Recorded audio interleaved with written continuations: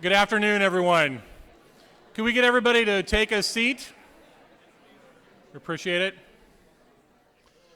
Thank you all very much for being here for our Presidential Inauguration Symposium in honor of our own president, Dr. Daniel R. Wilson, who is helpfully right there.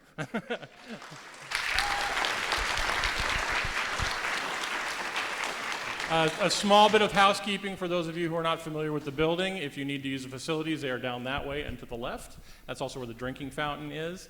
And we're very excited about our speakers today, Dr. Wilson and Dr. Jamison and Dr. Siegel. And that's all you really need to hear from me. It's my very great pleasure to introduce the president of Western University of Health Sciences, Dr. Daniel R. Wilson.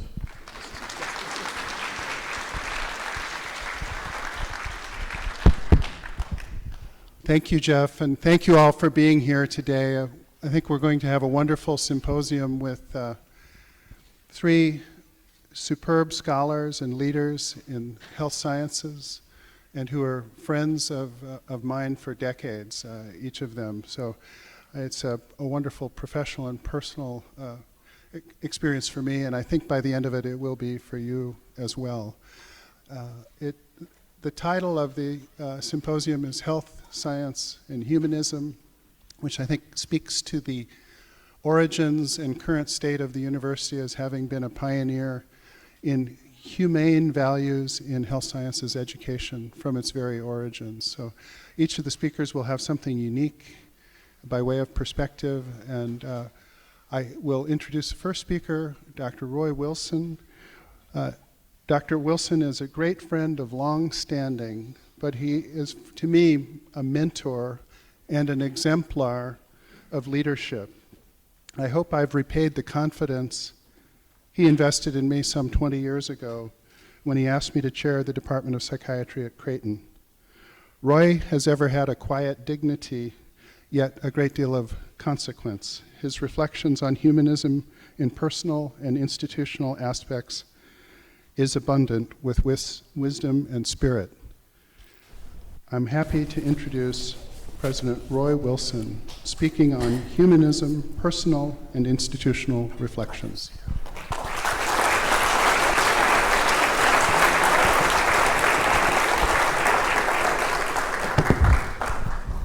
Well, thank you very much, Dan. First of all, I'd like to wish you much success as you take on this leadership role. You know, as we're preparing for, my university preparing for our 150th anniversary just next year in 2018, I just marvel at everything that's been accomplished here at Western University Health Science in just a short 40 years. It really is astonishing.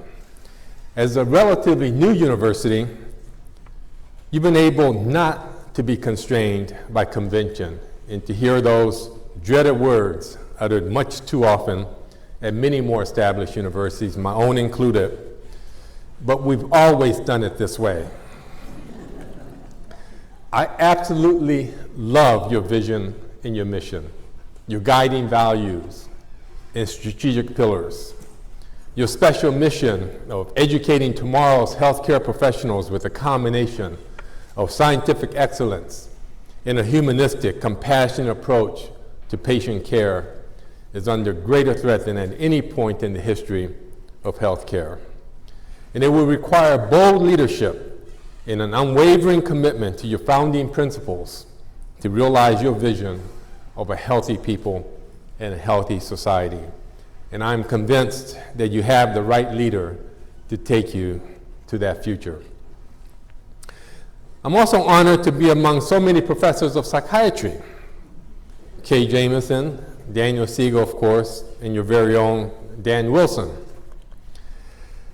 My reading of Sigmund Freud and Carl Jung, among many other psychoanalysts during high school, fueled my interest in going to college and eventually medical school so that I could study the mind. During medical school, I got turned on by some research I performed in the field of glaucoma epidemiology, and my career aspirations turned in that direction. But I'm always cognizant of the fact that it was my passion of the mind. In fact, it was the 1971 novel by Irving Stone, Passions of the Mind, about the life of Sigmund Freud that ultimately took me toward my career path as a physician and ultimately also as an educator. How do I advance the slide? Is it here? Right here? Yes, sir. Okay. No, no, sir. Yeah, right front. There you go. Great. You know, I have to say that I'm also a bit intimidated by sharing the symposium stage with such experts on a topic for which I know very little, actually, humanism in medicine. So I'm glad that the organizers decided to put me first, because I consider my role here kind of as a warm-up act, okay, for the real experts who are going to really get into the meat of this. So because I'm not a content expert on humanism, I decided to approach the topic in two ways. First, as chair-elect of the AAMC, or the American Association of Medical Colleges, I wanted to discuss the evolving viewpoint of AAMC on the foundations or the conceptual underpinnings of medicine in the health professions. And then second, I thought I would discuss some personal reflections, some thoughts on aspects of humanism for which I've given some thought over the past several years. Nothing scientific, nothing deep, just some personal reflections. Now first, let me acknowledge up front that since my comments are drawn from my position at the AAMC and from my personal experiences, it is heavily medicine slanted. But I fully understand that Western University Health Sciences has a wide and impressive list of many health professions outside of narrowly medicine. From my own personal experiences as Vice President for Health Sciences at Creighton University and President of Texas Tech University Health Science Center, I'm acutely aware of the importance and understand the contributions of each of the health profession schools to the healthcare enterprise. And certainly, to achieve the vision of a healthy people in a healthy society, each of the health professional schools must play a vital role. So although the specific words in my comments may center on medicine, the general context, I believe, includes all of the health professions. The importance of humanism in medicine and in healthcare is generally well recognized. One of the major annual awards given by the Association of American Medical Colleges, or AAMC, is the Arnold P. Gold Foundation Humanism in Medicine Award. This award recognizes a medical school faculty physician, an MD or an OD, who exemplifies the qualities of a caring and compassionate mentor in the teaching and advising of medical students. The goal of the award is to emphasize, reinforce, and enhance the importance of humanistic qualities among the medical school students and faculty. The presence of a caring, compassionate, and collaborative learning environment serves as positive reinforcement to prospective physicians or the desirability of such qualities in a doctor-patient relationship. Yet, I wonder if the recognition of the importance of humanism in medicine has been overshadowed by a focus on science as a conceptual underpinning. I recall during undergraduate school being so intimidated by physics, which I needed to get into medical school, that I took it during the summer at one of my hometown universities, it was Georgetown, so that I can focus my attention exclusively on this one topic. I also recall struggling through calculus, another course I needed for medical school. I barely made it. I remember reflecting years later as a physician and medical school administrator that I never once had to use either physics or calculus in my profession. And to this day, I do not understand the difference between integration and differentiation, and actually do not care to learn. As it turns out, I discovered during college that I was a very good writer, and I've had to do a lot of that in my professional career. During career days and other such mentoring events, I frustrated many a high school guidance counselor with my answers to the invariably asked question, How can I best prepare myself for medical school? My answer, learn how to write. I realize, of course, that I'm being somewhat flippant. Of course, science is a fundamentally important conceptual underpinning for medicine, but it is only one leg of a three-legged stool. In 2009, the AAMC, in partnership with the Howard Hughes Medical Institute, published a report titled Scientific Foundations for Future Physicians. The report examined the natural science competencies that graduating physician needs to practice science-based medicine effectively, with the goal of achieving greater synergy and efficiency in the continuum of pre-medical and medical education. It stated that the desired outcome of the medical education process should be scientifically inquisitive and compassionate physicians who have the motivation, tools, and knowledge to find the necessary information to provide the best and most scientifically sound care for their patients.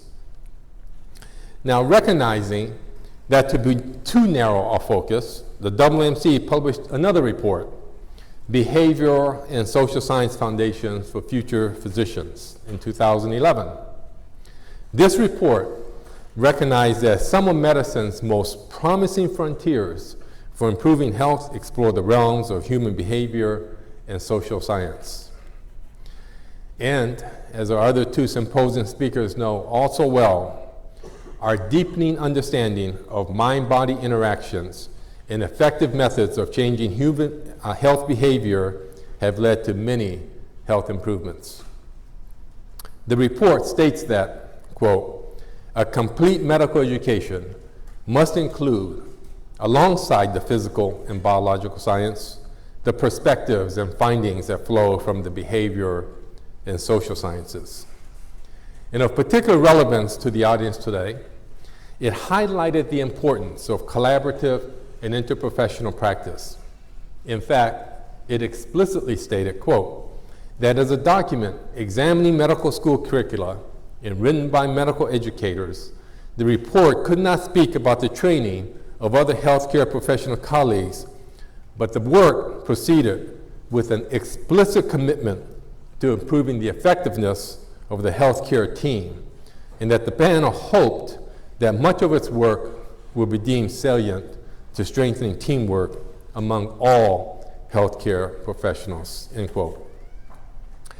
This report also influenced the content of the new medical college admission test, or MCAT as you all know, that was introduced in April of 2015. The old MCAT had 3 sections, and the new MCAT has 4. The new section of the exam is called the Psychological, Social, and Biological Foundations of Behavior. This section was created as the AAMC felt that knowing just science concepts was insufficient preparation for modern medicine. But we must go even further. Just last month, the AAMC held a meeting that was sponsored by the National Endowment for the Humanities and the National Endowment for the Arts on the humanistic foundations of medicine. The goal is to create a report to align with the other 2 earlier reports just described, the scientific foundations and the social and behavioral foundations of medicine. Thus, the traditional natural and life sciences with the newer social and behavioral sciences will be balanced with the arts and humanities as the 3 dimensions that inform the work of good healthcare practitioners. Now, I cannot overemphasize the importance of this 3rd leg of the stool as a foundation for medicine and healthcare. As detailed in The Digital Doctor by Robert Wachter of the University of California, San Francisco, in countries like the United States with modern medical technology, healthcare systems are facing enormous difficulties in meeting demands such as distributing resources and providing adequate care to a large number of patients. Overlay these issues with the moral dimensions of how much care to provide to those who are terminally ill, or even those highly likely to be terminally ill. Humanistic medicine can be defined as a complementing of physical treatment by connecting with the patients through empathy, patience, and compassion. It is a humanistic belief that part of one's suffering during illness stems from the feeling of isolation from other human beings while in a weakened state. Never is this more dramatically displayed than during death in the anticipation of death. Atul Gawande, the gifted writer and Harvard surgeon, chronicled the juxtaposition between life and death by describing the health decline of his grandmother-in-law and in his father in his book, Being Mortal. More on Atul in his book later. So what does humanism in medicine have to do with the arts and humanities? Joanna Shapiro, a professor of family medicine and director of the program in medical humanities and arts at the UC Irvine School of Medicine, has written, quote, "I have never found a better way of encouraging students to ask questions and of stimulating a critical position in regards to the answers that emerge than by having them read a poem or participate in a skit or gaze at a painting." And I am pleased to report that scores of medical schools, both allopathic and osteopathic, are responding by incorporating art, music, and literature in their curricula. Paul Kalanithi, a neurosurgery resident at Stanford, who was diagnosed with lung cancer at the age of 36, asked many questions. Before graduating for Yale Medical School, Paul earned a BA and MA in English literature, as well as a BA in human biology at Stanford, and a Master of Philosophy in History and Philosophy of Science and Medicine from the University of Cambridge. I know this term is very overly used, but he was a true Renaissance man. Between the time of his diagnosis and death, Paul wrote the #1 New York Times bestseller, When Breath Becomes Air. One undergraduate at Stanford, Paul was haunted by a question: what makes human life meaningful? T.S. Eliot's The Wasteland, relating meaninglessness and isolation and the desperate quest for human connection, resonated profoundly with him.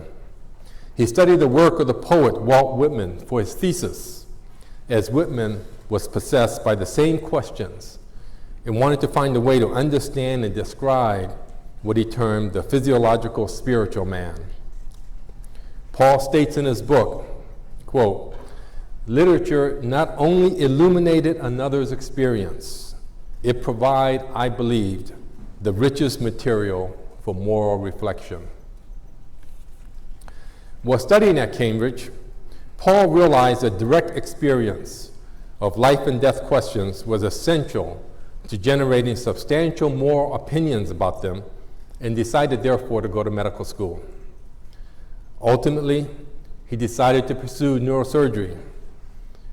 In his words, "Because the brain mediates our experience of the world, any neurological problem forces a patient and family, ideally with a doctor as a guide, to answer this question: what makes life meaningful enough to go on living?"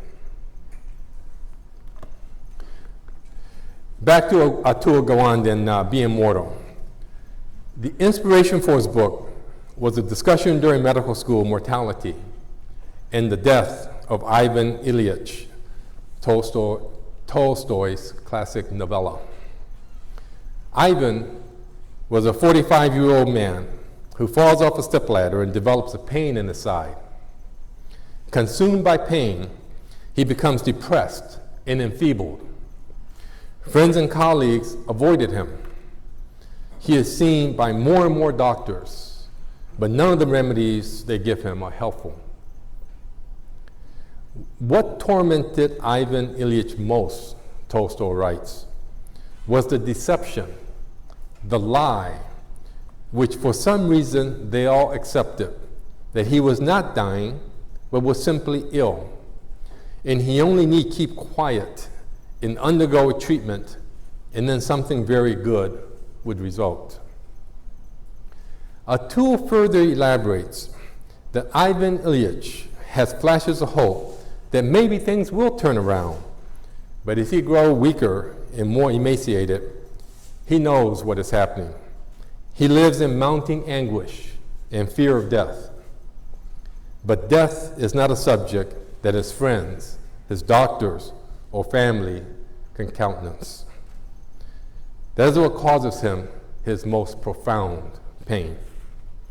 At the time, Atul dismissed Tolstoy's story because he felt confident that in a similar situation he and his fellow medical students would act compassionately and appropriately.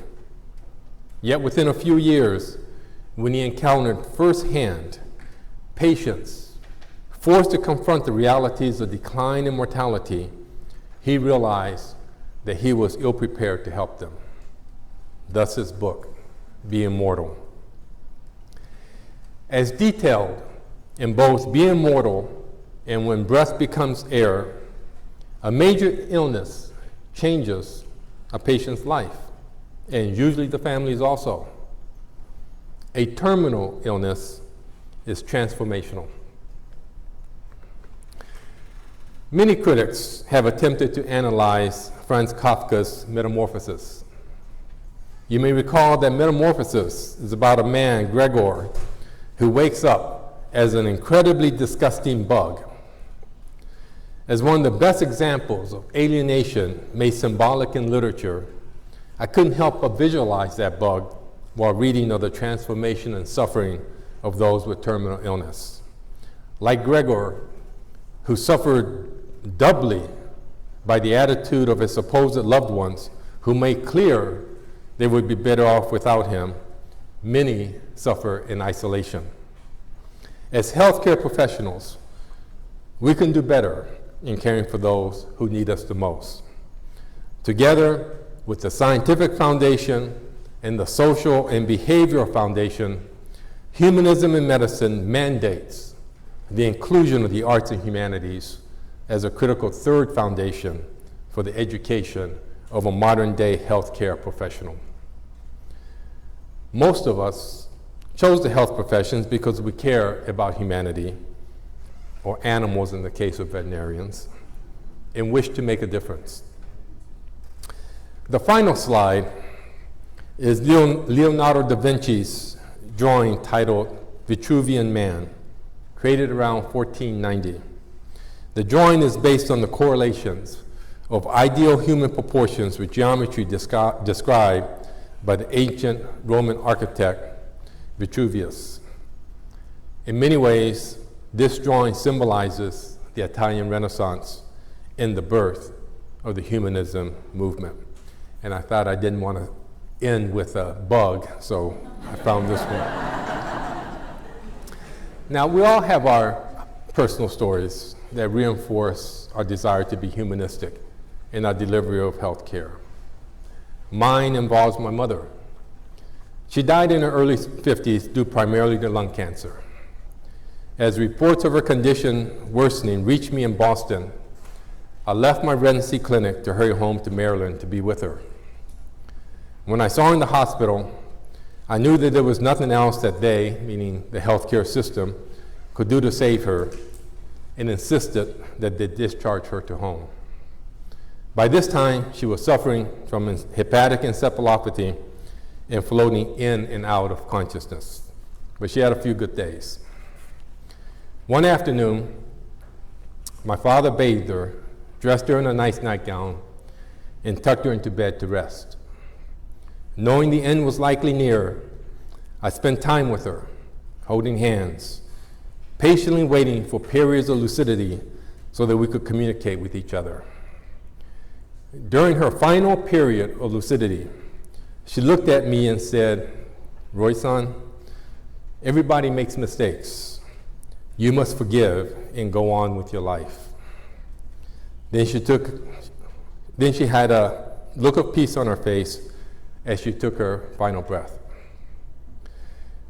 The most difficult thing that I ever did, and yet at the same time the most rewarding and privileged, was to be able, as a physician at that point in my life, to pronounce my mother dead. She was thereby spared the indignity of having to go to the emergency room for formal declaration of death. So my final image of her, as she was sent directly to the funeral home, was that of a beautiful, peaceful, and dignified woman. I never knew exactly what she was referring to with her final words, although I have some inclinations. Someday, perhaps, I will have moved on and be able to openly discuss what I believe was her intent in those words. I must admit that humanism in medicine is not a topic about which I thought very deeply prior to committing to participate in this symposium. Dan Wilson twisted my arm. Giving considerable thought to this topic and reading a lot over the past several weeks provided me an opportunity to revisit why I became a physician and what I hope to accomplish by becoming a physician. And I found this to be so important, particularly since I don't practice anymore. And so, Dan, thank you for asking me to participate. I also realized that some of the same characteristics that define humanism in medicine is operational in educating young students as they evolve and sometimes even transform into the next stage of their lives. And I believe that I can better serve our students and be a better university president by always valuing the basic tenets of humanism. So Dr. Wilson, thank you for the opportunity to participate in the symposium on such an important topic. You have always embodied humanism in medicine. And I have every confidence that the empathy, compassion, and patience that has defined your career will now serve you well in your presidency of this very special university. Thank you.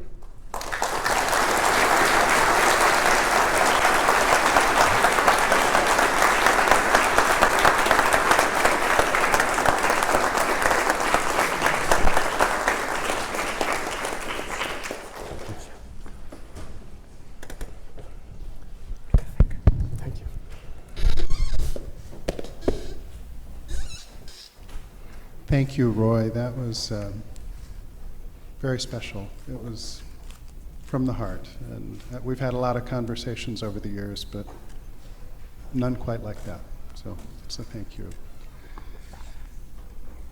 Moving to our next speaker, Dan Siegel has been a friend for more than 3 decades, and it has been a pleasure to witness the significance of his not merely scholarly, but I would even say soulful contributions to health, science, and humanism. Dan is charismatic and intelligent, but he's also substantive and down to earth. Dan Siegel on interpersonal neurobiology and mental health. Thank you.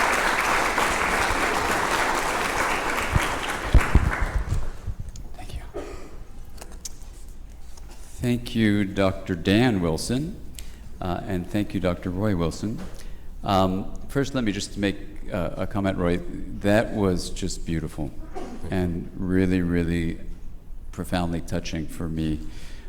We found out we were just 2 years apart. Dr. Wilson, this Wilson, was 2 years ahead of me in school, and there's a lot I'll say about that in a moment, but thank you for your incredible presentation.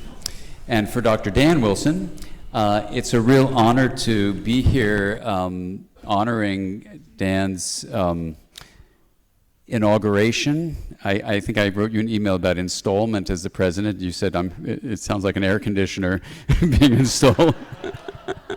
So we do go back a long ways from when we were in training, and I always had a feeling that your vision of the big picture will find its way in the world, and you've done that with your career, and what a beautiful place you've come here. And I'm, especially from a selfish point of view, happy that you and Sandy are close to Caroline and me in Southern California. So this is good.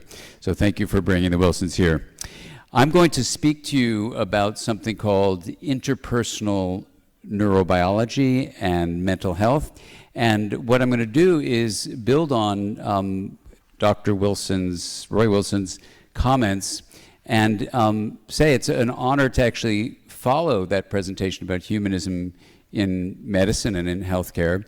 And actually, Dr. Jamison is a teacher of mine from when I was a resident at UCLA, and I don't think we've ever taught on the same setup before, Kay, have we?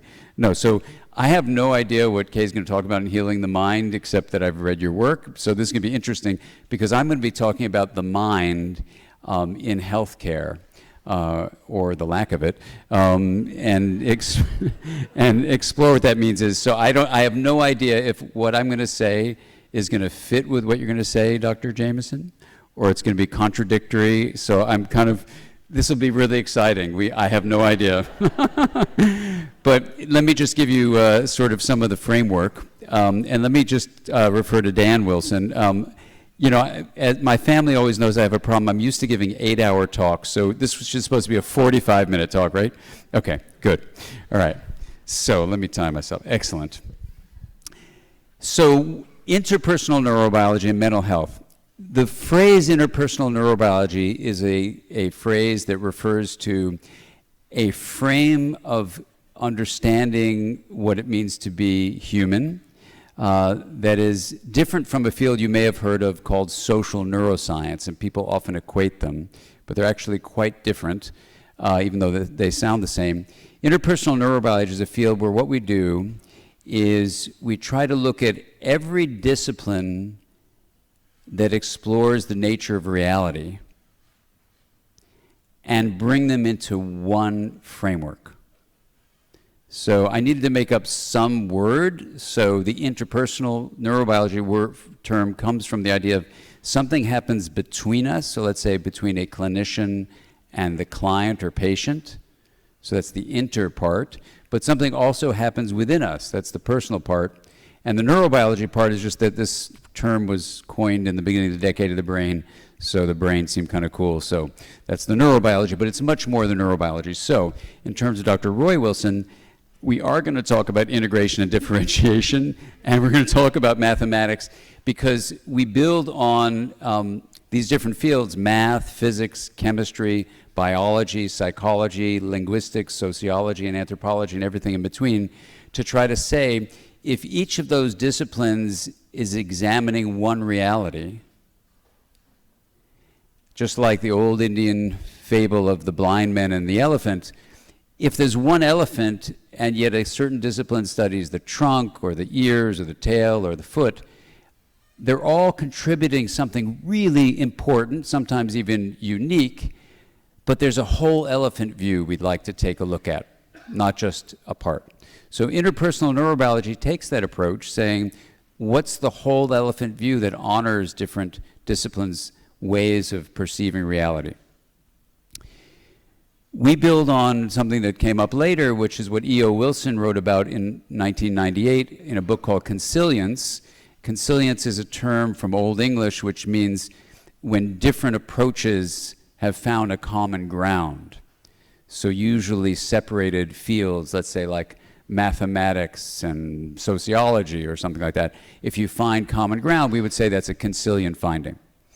So in this field, now we have a series of books that I oversee the publication of. We have over 50 textbooks for professionals in the field of interpersonal neurobiology, and we try to provide this scientific grounding for clinicians to actually apply these ideas in their everyday work. And what I'm going to do is basically give you a short story about this field and how it relates to mental health, by beginning first back when Roy and I want to say Dr. Wilson but then they're not going to know which Dr. Wilson. And Dan has an R. Is that Daniel R. Wilson? So that's really a problem if I say R.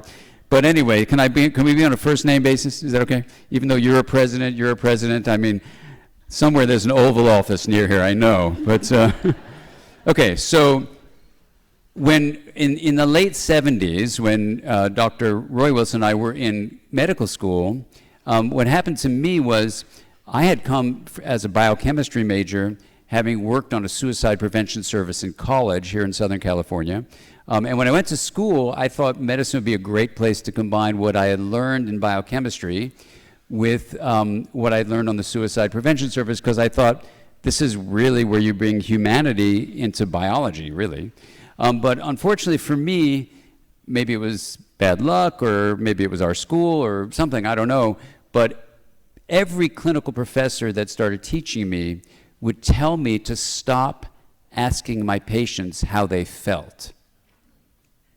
And if they were given a diagnosis of a disease and the professor would go in and say, oh, this is your disease and I'm afraid you're dying, and they'd leave, I'd tug on their coat and say, don't you want to talk to that patient about what the disease means in their life? And literally, without an exception, they would say, why would I do that? I've done everything a physician can do. So this became very depressing for me, and I ultimately decided to drop out of school. And in the year that I was just wandering around doing different things, I realized that what was missing was seeing that we have what in the suicide prevention service I was taught about, we have something called subjective experience. Subjective experience is our starting place for trying to say, how is the mind something different from, let's say, what a neurosurgeon, a neurologist, or internist might say is just brain activity? Because that's what we're trained in. I mean, when I was in medical school, you may remember our teacher of neuroscience won the Nobel Prize for discovering certain things about the brain, and the brain was getting to be hot. It's been hot actually since the time of Hippocrates, 2,500 years ago, who said, all your joys and sorrows come simply from your head, from your brain. And that's a pretty straightforward view. So it's natural, if that's what you believe, to say to a person, you're dying, what's the point of looking for meaning? Or asking about their feelings? Or Dan and I were just musing at lunch. The debate we were in was psychiatrists should never learn psychotherapy because it's unscientific, because a psychotherapist asks questions like, how do you feel? But there's no scientific studies, our opponent said to us, to show that feelings are real. And since physicians are medical scientists, it's an unscientific act to engage in psychotherapy, unquote. So if you were in that debate, what would you do? And I was up next. So I got up to the lectern. And the place was filled, because we were like the young fellows, the future of psychiatry and all this kind of stuff. Standing room only. And I go, oh my God, what do you say when someone says that? So what would you say? I said, I feel really sad.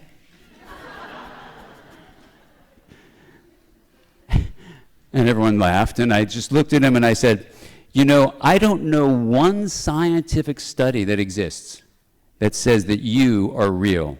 And then I sat down. So we have to be very careful of these kind of views that come out very, very strong. So, of course, there's a brain, but what is this thing called subjective experience? So the first aspect of mind we just want to highlight is that there is something, at least we've named as subjective experience, like someone tells you you're dying, you have a feeling about that, or a meaning that comes up that your entire life has been transformed, as Dr. Roy Wilson just said. How many of you would say you have a subjective experience right at this moment? Anybody having one? Okay, only a third of the group. This would be a great thing to study, Kay. Okay, those of you who don't have a subjective experience, how does that feel? So we have this thing called subjective experience. That's one facet of the mind that's just not the same as the brain. Even if it's 100% dependent on the brain, and you would think that's a natural thing to say, and that's what most of us in medicine are trained to say, but I was just teaching in London, And right before I went up to do my talk, Antonio Damasio, who's a professor here in neurology, used to be in Iowa, who's now at USC, he gets up there and he says, anyone who says that feelings are just what happens in the brain are completely wrong, and let me show you why. And luckily I was taping it right when he said that, because I couldn't believe he was saying that. Because it's such a standard medical thing to say, that feelings are just brain activity. Now, if you just stay with subjective experience, how do you know you were having one, those of the third of you who knew you were having one? How do you know about that?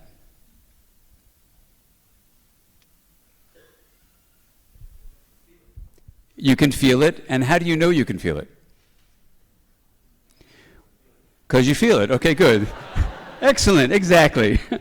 Right, and that's called a prime, actually. You say, I can feel it. But we have an added facet. The first facet of mind is subjective experience. The second one is something called awareness, which is simply defined as the subjective experience of knowing. And I don't mean knowing like a fact.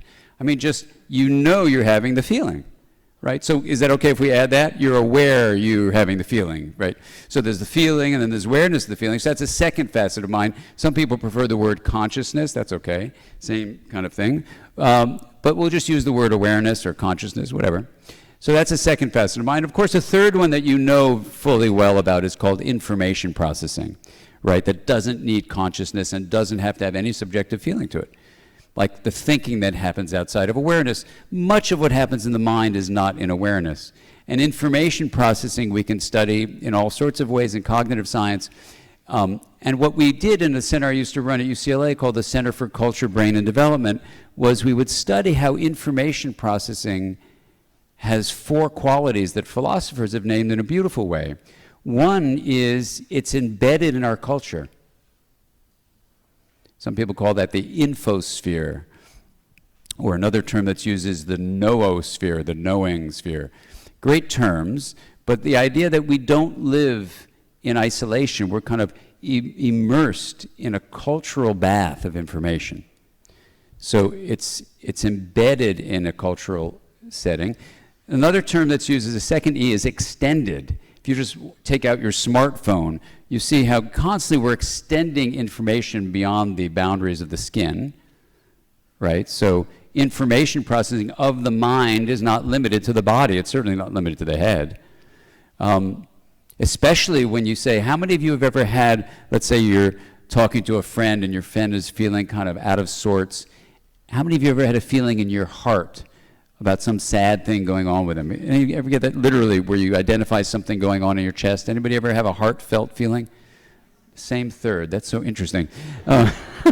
So we now know actually there are neurons around the heart that actually are a heart brain. And as Antonio Damasio said the other day in London, our first brain is actually our intestinal brain. So even if you're really excited about the brain, meaning the parallel distributed processor, PDP processor of neural networks, which is cool. I mean, the mathematics of neural network computations are fantastic, but you would never limit it to the head, even if you're into neural nets, because there's one around the heart and the one around the intestine. And when you know, my son had an issue going on the other day, and he said, I don't know what to do. I'm thinking this, I'm thinking that. I said, well, what does your heart tell you? And he goes, oh. And he kind of checks in literally with his heart. He goes, well, actually, my gut is telling me do this. I go, well, see how that feels if you do it. And he did it. It was an action related to a bunch of people. And the outcome was fantastic. He followed his gut, not his logical head brain. You know, so literally, poets have known about this forever. My heart is breaking kind of thing. It's literally, you've got these information processes. So this relates to the term that philosophers talk about, a 30, it's embodied cognition. It's not just enskulled, right? So when you see a patient and you're telling them that they're dying, if you're what you might call an humanistic clinician, you'd feel it throughout your body, not just in a logical part of your information processing that said, well, I told them what's going on, this is what the diagnosis says, and they're dying, that's all I can do, which is what I was told repeatedly. So we do have this really strange thing. Our professors, the ones I had anyway, were really, really smart. They were actually really concerned about the patient's physiological well-being. They had what you might call physical sight, But amazingly, they lacked something you could name mindsight. They didn't see that subjective experience was real, either in their patients, or I got to say, one time I was crying when my first patient died, and my attending physician, I'm not sure what he was attending to, but he came up to me and he said, "What are you doing?" I said, "Oh, Mr. Jones just died. I've been taking care of him for 2 months." This was the BI on my, what is it called, internal medicine rotation. He goes, "I need to talk to you." I said, "Okay." He takes me aside. He goes, "There's no time for tears as a physician." Unquote. I said, "Excuse me?" He said, "If you're going to do well in this rotation, you got to cut out this emotional stuff. You got to get professional." So I took a deep breath, and everything I'd been trained to do what my teacher said, okay, I got it. And the next patient I admitted, we probably shared this person, was one of my favorite histology professors who developed leukemia. Our teacher. You remember who he was. And I was supposed to start the treatment for a bone marrow transplant. I felt so sad. I loved this guy so much. He was in our second year. And he just sits down in that bed, and I'm, his young medical student, and he goes, "We're all human. It can happen to any of us." And I go, how am I going to not feel anything? God. So I go to the library, I look up everything on his leukemia, I try to figure it out, I go and I'm about to present it at rounds at the BI, so I present the case, and I'm trained as a biochemist, so I know how to do this stuff, no big deal. I go super logical brain, I present this thing, my attending is smiling, and he goes, "You're going to get an excellent if you keep that up." And I go, "Yeah, but you just failed." I said in my mind. Every part of my mind.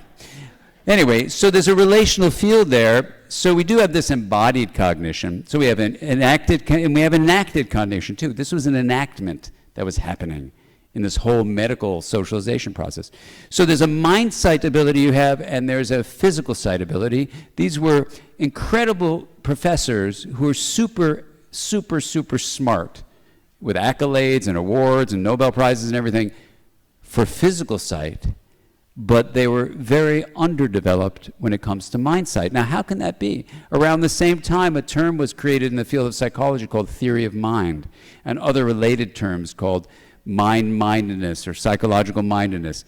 But when I was in college in the early 70s, those terms didn't exist because the idea didn't exist. But now we know you actually have a whole different set of circuitry, literally, in the brain, responsible for mapping out the mind, the subjective experience of others. And we've learned, even if you want to stick with the head brain, that we have an incredibly social brain.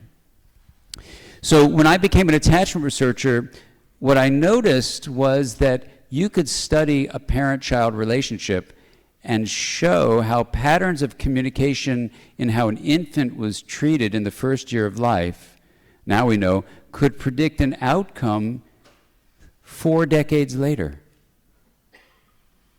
We also learned here in California from the ACEs study that you probably know about, the Adverse Child Experiences Scale, that if pretty tough things happen early in life, it can be really bad. Now, I talked to Vincent Felitti about this. We were doing a documentary together, and I said, "Vincent, your study makes people really depressed." He goes, "Well, why?" I said, "Because basically it says you're going to die 10 years earlier if your ACEs score is over a certain number." And, he goes, "Well, I'm an epidemiologist, that's what we found." I said, "Yeah, but I'm a therapist. I want to show how people can actually overcome their adverse experiences." I said, "Did you look at that?" He goes, "No, we didn't." I said, "So you got to quickly say, it may very well be if you do the kind of healing of the mind that I'm going to talk about soon, and Dr. Jamison may talk about as well, you actually can change the outcome of those negative effects." So it's a very important thing to say. But then you can just ask the general question, why would adverse experiences, basically in a relational field, is the word used by my colleagues Peter Sangay and Otto Scharmer, a relational field, we haven't gotten the science fully articulated yet, but that's what we're trying to look at, that you have relational fields. In my field, I'm an attachment researcher, we are constantly studying relational fields. It's what an anthropologist studies all the time, sociologists. But as a physician, what I want to know as a scientist is, how does that relational set of experiences that an infant and a toddler and a young child have, how do those experiences shape the structure and function of the body? And what does the mind have to do with that? So these were problems that were facing me back in 1989 when I became a research fellow for the National Institute of Mental Health, where they gave me a grant to study this stuff. And in 1990, it was the beginning of the decade of the brain. And, I thought the brain was like awesome. It was just, our teacher, David Hubel, had won the Nobel Prize when we were in school with him. And it was like this amazing thing. He had shown that experiences shape the structure of the brain and certain aspects of how that happens. So the question is, we have three things there that I want to ask you about how you think they might be related to each other, because it gets this notion of mental health. The three things we've identified so far, besides these facets of mind, subjective experience, awareness, and information processing, is there's a fourth facet of mind that's going to come from this discussion we're going to do. Number one, we've mentioned you've got this body, including its brain, right? And we said you've got relationships, the proven ways in which adverse experiences of children with their parents, however we're going to define that in a few moments, lead to all sorts of problems in the body. Well, what's with that?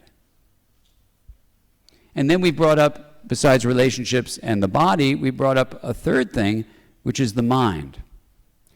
So here's the discussion I want to see if we can engage in. It's not an easy one, and at our institute, the Mindsight Institute, we spent a long time on this one question. I just have a few minutes to go over with you. In our online programs and in-person trainings, we can spend 2 months on this one question I'm about to go over with you. But here's the issue. What connects those three things to each other? The brain and its body, let's just call it the embodied brain, even though my daughter says don't say that. And I said, well, why shouldn't I say that? She goes, it's completely redundant. I said, what's redundant? She's a teenager when she said that. I said, what's redundant about it? She goes, Dad, have you ever seen a brain not in a body? And I said, yeah, actually I went to medical school, so unfortunately I have. She goes, okay, forget it. That'll make me faint. Don't tell me that. So the embodied brain, just to remind us, okay, we're going to look at the brain, but we're going to look at the whole body. So the embodied brain, we'll just say that. Don't tell her I said that.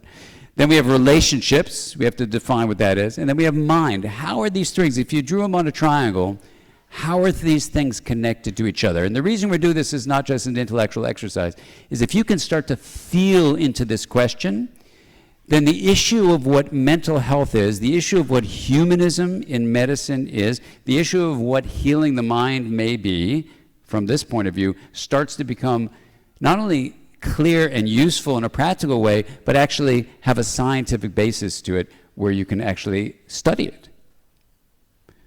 So, the simple question is this.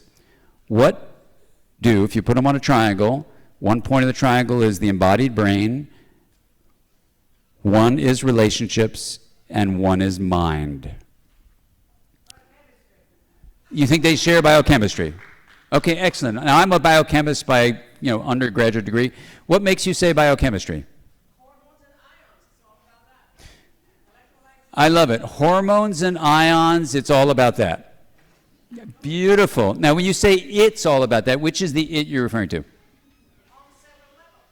On the cellular level. Okay, so you're starting with the embodied brain. Cool. So we're starting with the embodied brain. Excellent. So that point is something about ions and something like all that stuff. Very good. So that's one point. Excellent.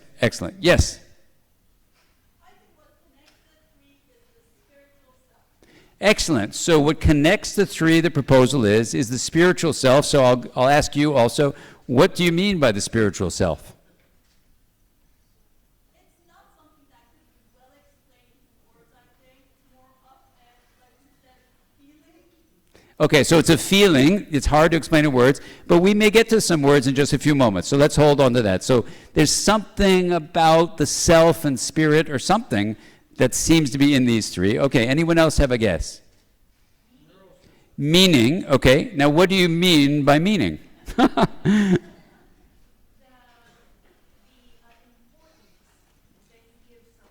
importance, the significance or importance?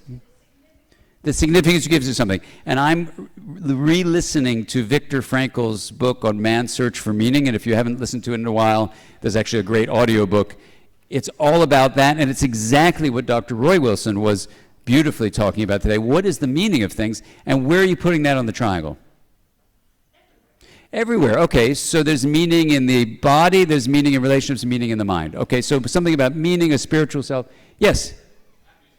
And happiness. Somehow happiness will come out of the three. Good.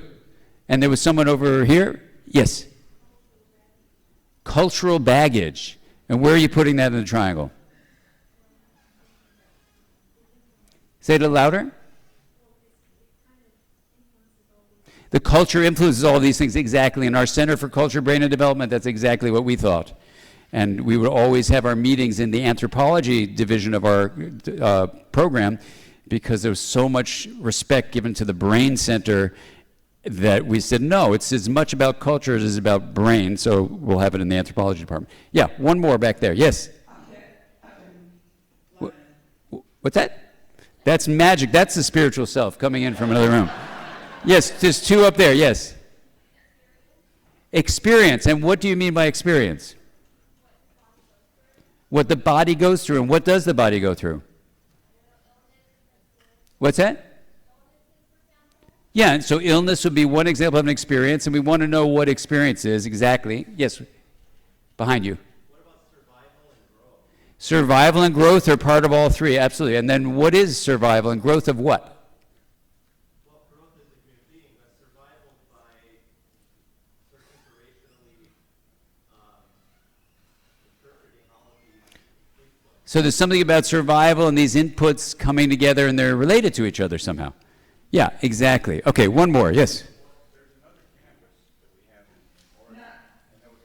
Oh, there's a question from Oregon. Thank you. Oh, that's what it was. The spiritual self in Oregon. Hi there. Oh, hey, how are you? Now, you're in Oregon, not in the Mideast, right? Okay. Thank you. Actually was saying the same thing, which was experiential, because I think that you're able to accommodate cultural differences and perceptual differences and everything else, and it accounts largely for a lot of the variances that ultimately lead to the same sort of normalcy. Beautiful. Okay, so you're also going with the experiential something, right? Okay, so can you stay with me for a moment? Can you give me your first name there in Oregon? Joe? Okay, great. All right, so Joe and I are going to demonstrate something for this example, right? So picture the triangle. We have the embodied brain, meaning your whole body, including its brain. We're not ignoring the brain. The brain is awesome. Go brain. But we have also bodies that the brain lives in. And now Joe is over there with all your other colleagues, and we're here. So we have Oregon to California. So let's now watch something. Right? And think about the triangle of mind, brain, and relationships. Joe, can you see me? Yes. Okay. And can you hear me? Yes. Great.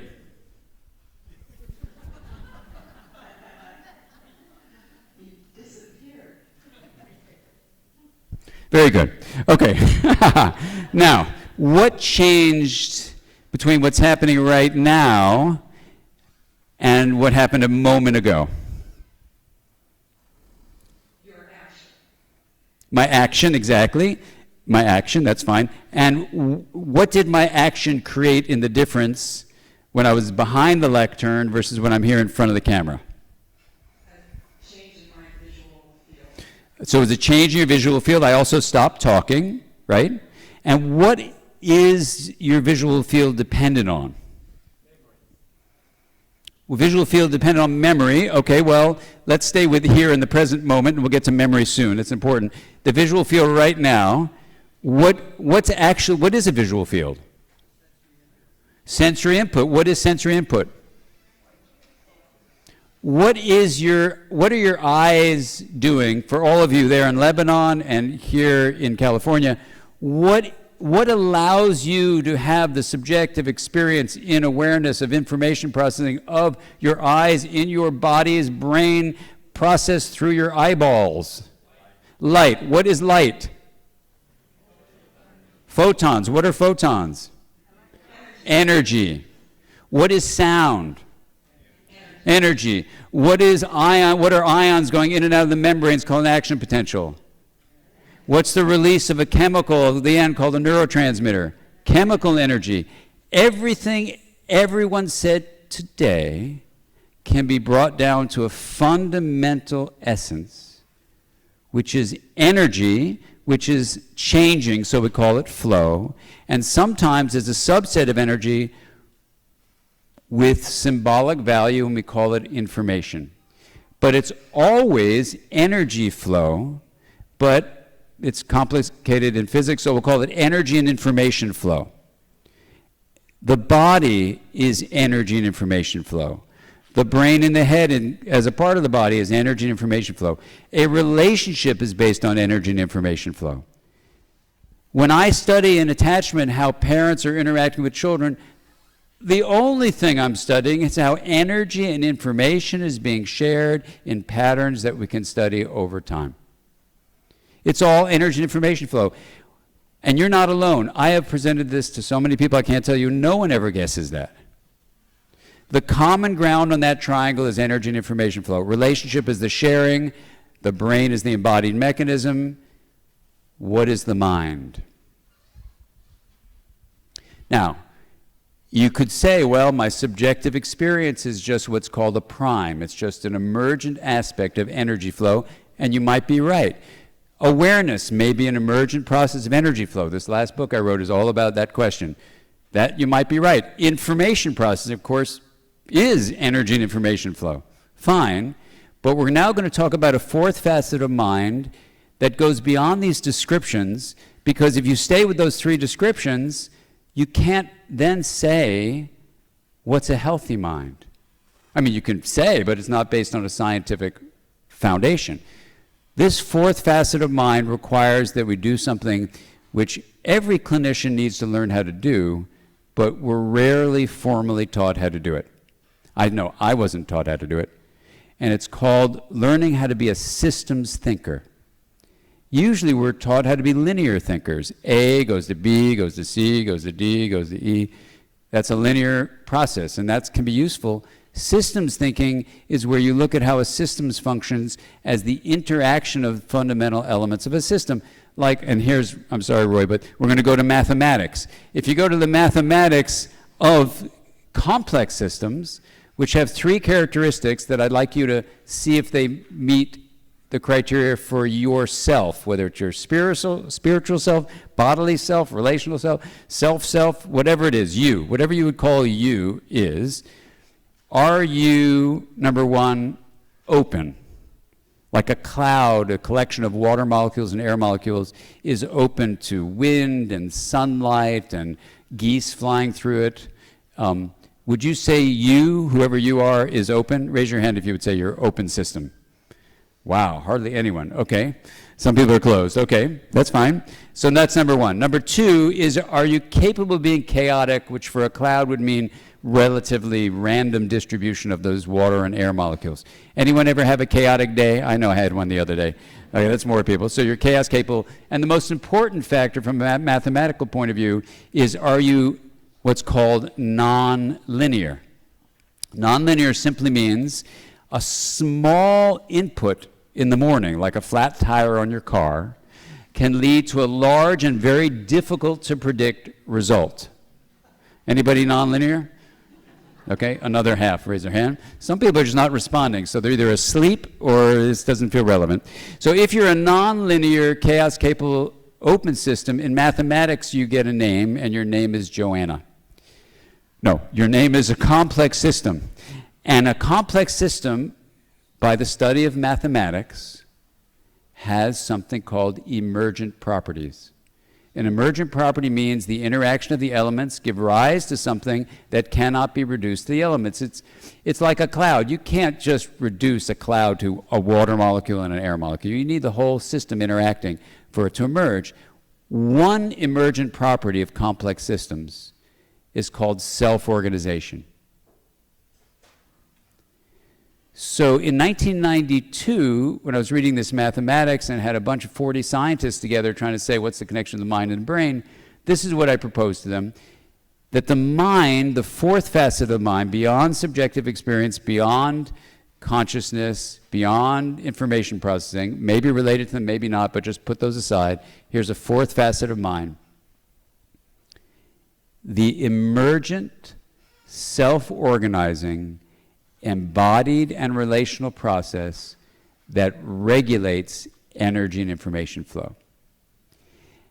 And with that definition of the mind, the embodied and relational, emergent, self-organizing process that regulates energy and information flow, you can see that mind cannot be reduced to brain. Mind cannot even be reduced to the body.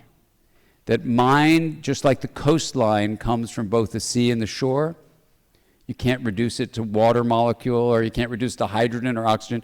There's a wholeness, an emergence that comes, which is where you get the phrase, the whole is greater than the sum of its parts. Mind emerges both within the skin and case body and in our relational field. Now, you say this to a neuroscientist, they get usually really mad. Partly because that's not what they've been saying since the time of Hippocrates, so of course it makes them upset. But the other thing is you can't put a relational field in a brain scanner. So you're missing part of the mind. You can see the brain, which is awesome, but it's not the whole story. Now, the last question we're going to address in the last 10 minutes is, if that is an accurate definition of the mind, coming back from 1992, what is a healthy mind? And you can actually ask the question from mathematics, what is optimal self-organization? And it turns out that when a complex system is optimally self-organizing, it goes in one pathway, and when you block that optimal self-organization, it goes either to chaos or to rigidity.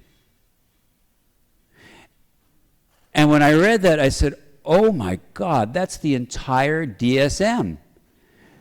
I don't mean that it's chaotic and rigid as a book, but I mean every symptom of every syndrome could be reinterpreted as chaos or rigidity, right? So people have been traumatized, for example, with serious trauma. They can have intrusions of chaotic memories and feelings in their body, or they can be shut down and socially isolated in rigidity. Professor Jamison has written beautifully about how bipolar disorder, manic depressive illness, has these chaotic states and these rigid states. But it's true across every disorder. It doesn't have to be caused by experience or innate or whatever. So that's interesting that you see that. But then what's optimal self-organization? What does it look like? And it has 5 qualities that basically spell out the word FACES. It's flexible, adaptive, the mathematical term coherent, meaning it holds well over time, energized and stable. This FACES flow is like harmony. So if you picture a river, the river of how you optimize self-organization has a central flow of harmony, which I'll suggest to you is well-being, and it has deviations out of that that are either in chaos or rigidity, which explains the whole DSM.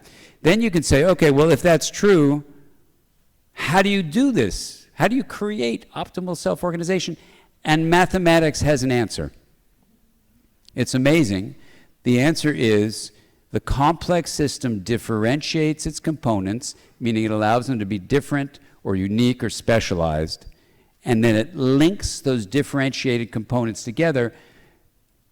But the key thing is that the linkage of differentiated parts does not take away their differentiated nature. The whole is greater than the sum of its parts. It is not the sum of its parts.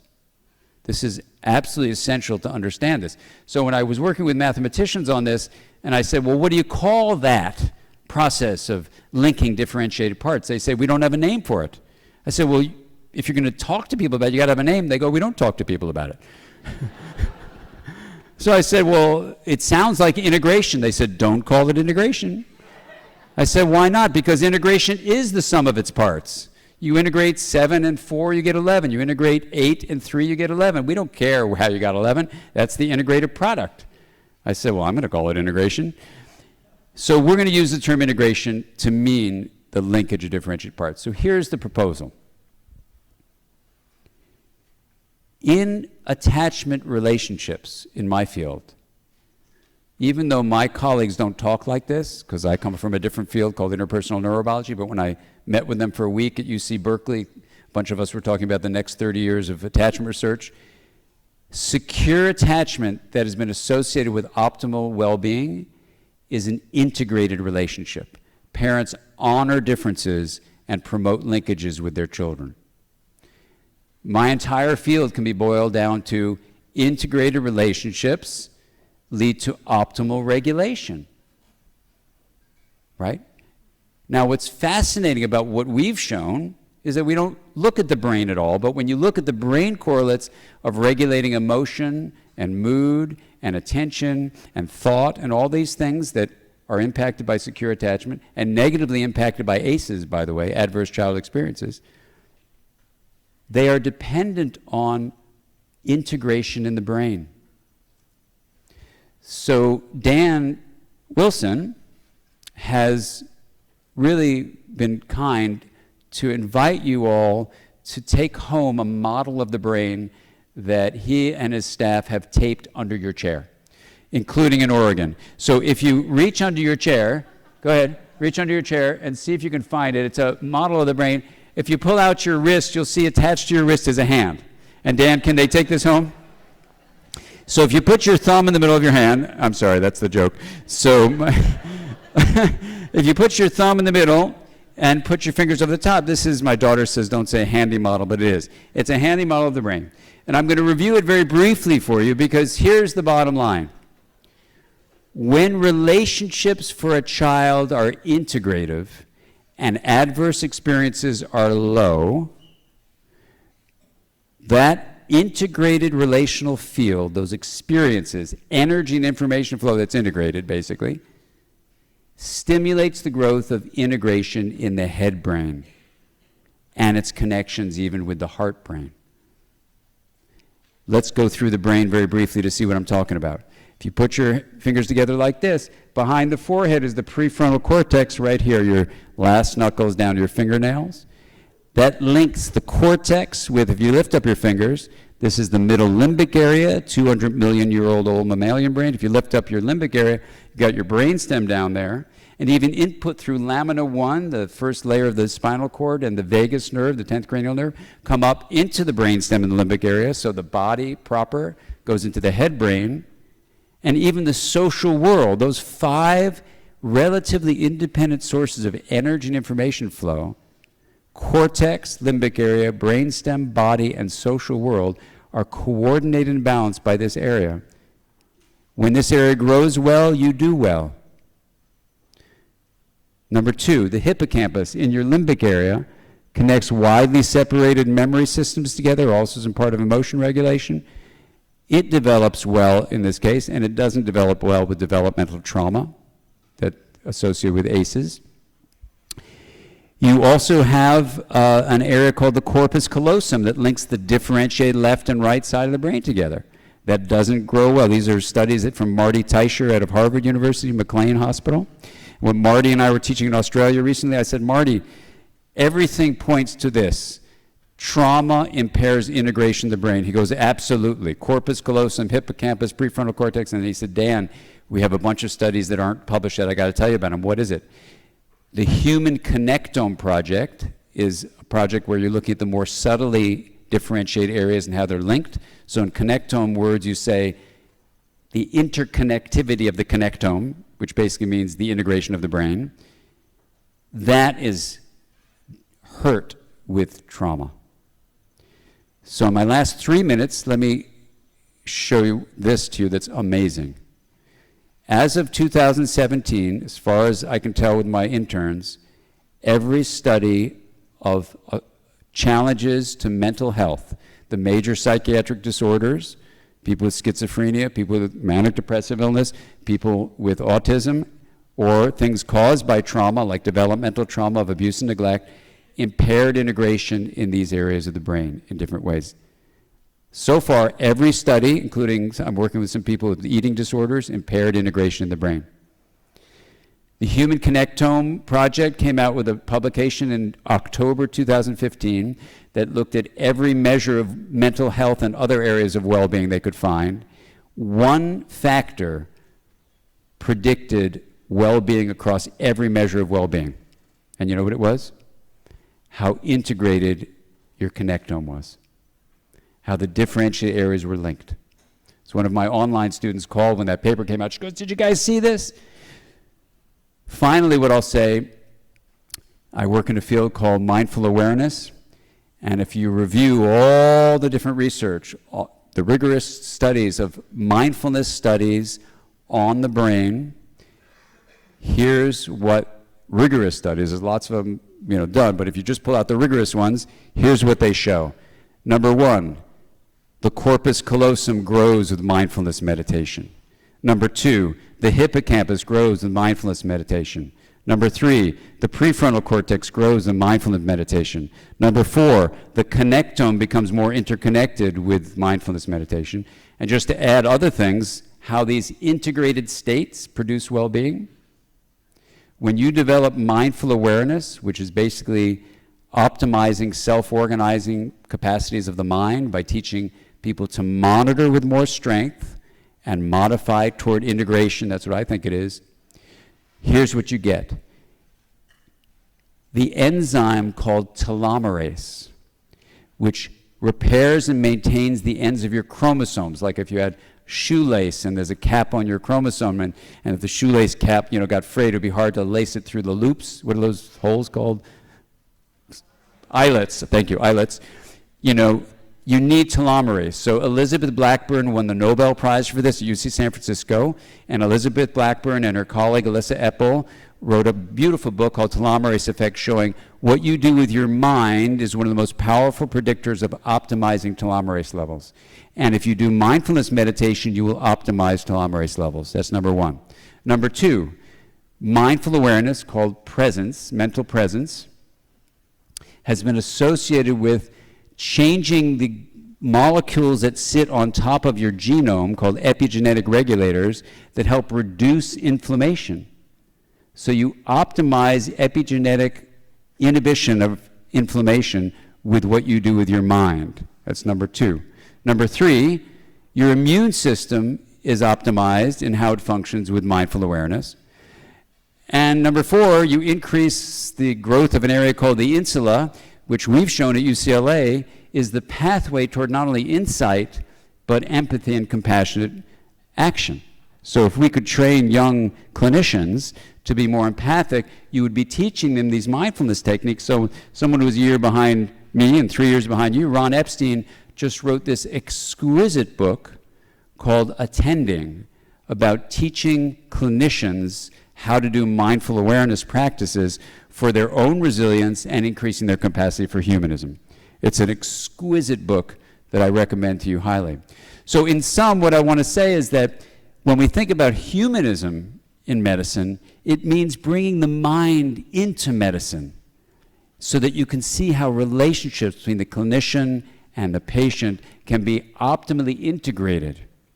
When we talk about healing the mind, and this is going to be so exciting to hear what you say, Dr. Jamison, I think what we're doing is having the mind go from states of chaos or rigidity and toward harmony, because healing is making whole, and making whole comes from integration. And finally, what I'll say, just again honoring you, Dr. Dan Wilson, for your new role as president, the vision that you've had since we were back 32 years ago, however long that was, of a larger view of humanity, what the mind was, to me, now that I understand the science of stuff, is a profoundly humanistic, healing, and integrative role. And ultimately, when integration, like I think Dan Wilson will do as the president of Western University here, what it does, integration, when it's made visible, is make the world a kinder and more compassionate place, because that is what integration made visible is. And that's something we can all participate in as we become a more integrated world. Thank you so much for your attention.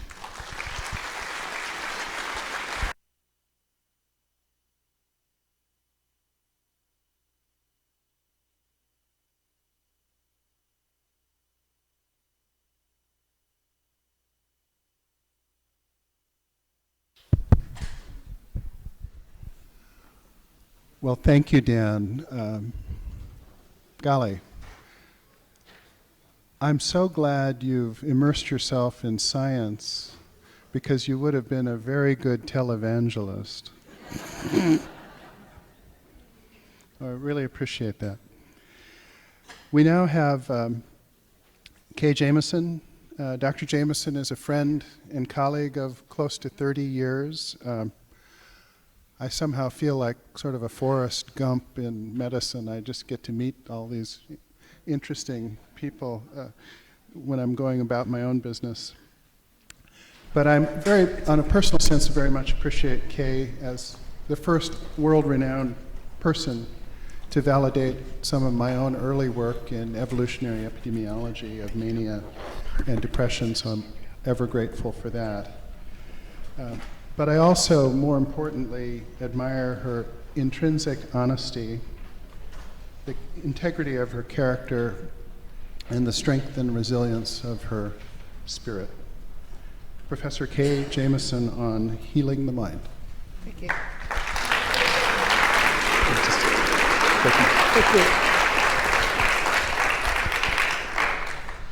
Thank you so much for inviting me here, and what a fabulous occasion, and fabulous president. You all are very lucky.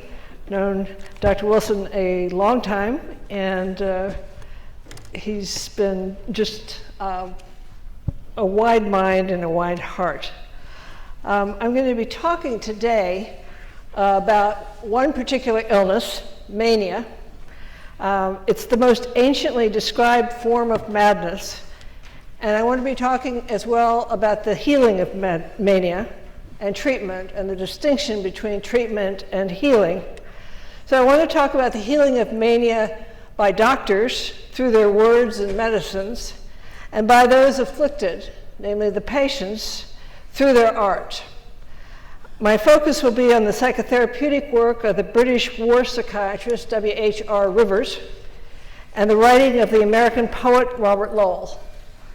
Both used words to heal. And one of the things I thought in his wonderful talk, Dr. Wilson, emphasizing the importance of not only reading but writing in order to become, and no matter what you write, and no matter how little or much you write, I think encourages a certain kind of need to communicate, need to experience and put forth in the world.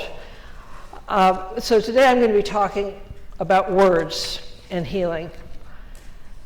I'm going to be talking about Robert Lowell, who's, oops, sorry, I can see that here instead of twisting my head, whose manuscript is a manuscript that I'm actually going to be reading from tomorrow for Dr. Wilson. It's the last poem in the last book by Robert Lowell, who's won 2 Pulitzer Prizes, was the major poet really in many respects of the 20th century, he and T.S. Eliot. A great poet and someone who had great character and courage, and who had a very severe form of what we now call bipolar illness, hospitalized about 20 times for severely psychotic mania. So I want to talk a little bit about the scars of mania, which Robert Lowell believed were like the scars of war. What? Okay, thank you. Both madness and war, Lowell believed, upend habit and incite behavior far beyond the accepted moral code. People who are manic do awful things. People in war do awful things. Both war and madness, particularly mania, breed uncertainty and chaos. For good cause, episodes of mania are described as attacks of mania. Mania is an assault on the brain that is traumatic in every physiologic and human sense of the word. The damage from mania cannot be set aside, forgotten, or exiled into the mind's back chamber. It will be remembered. If it is not remembered, it will take a greater toll. But, as the Greeks and Romans knew, one can learn from war and madness. One can learn from hard cards dealt and find a measure of humor and courage and honor that allows one to deal with suffering and terror. Mania, like war, provides the conditions for reconstruction and reinvention. R.H.R. Rivers, psychiatrist, anthropologist, medical psychologist, taught that healing comes from a measured dipping into the horror of war and insanity, of not running from the truth.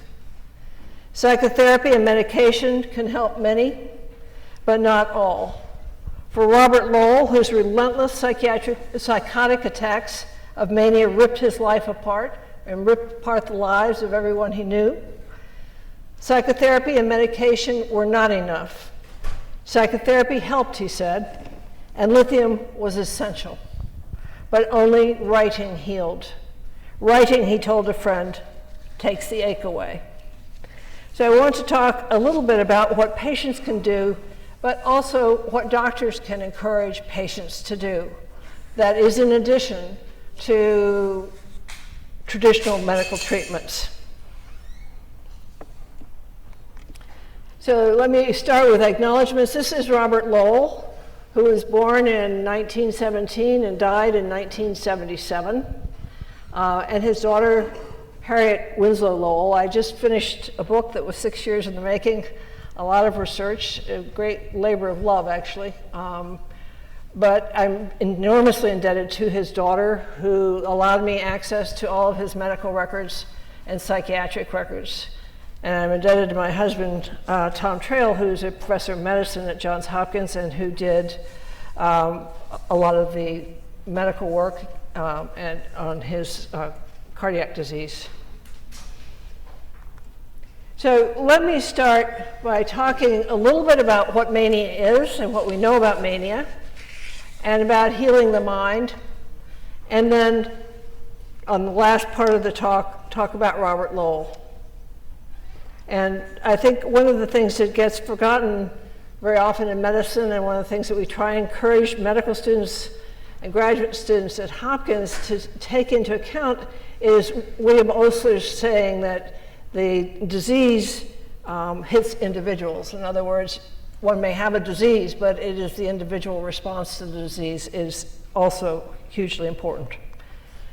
So mania is an anciently described disease. We tend to think of psychiatric disorders as sort of coming about in the 19th century, as sort of age of angst and so forth. In fact, it was described long before Hippocrates, and Hippocrates in 500 BC described mania quite well, the symptoms of it and the natural course of the illness. It was well described in the medical literature. There are more than 60 medical dissertations written before 1750 on mania alone. It's an extremely important illness. It's extremely important medically. It's extremely important socially. People, before we had modern medications that could control it, people died of acute mania.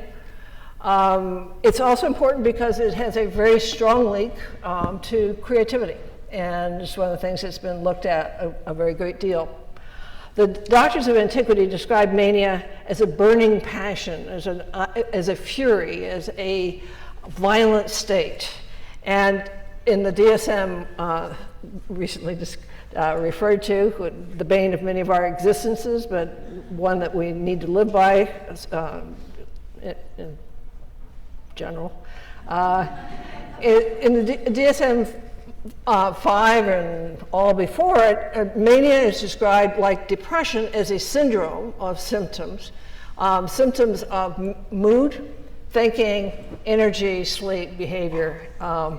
And most particularly in the case of mania, you can think of it as an agitated, perturbed, high energy, high voltage state where people sleep very little, intrude into the lives of other people a very great deal, use extremely bad judgment from everything from financial investments, buying things, sexual behavior, and also particularly in thinking, and this is where one of the overlaps with creativity is exactly a chaotic kind of thinking, that of people bouncing around in their thoughts, very rapid thinking, very loose associations.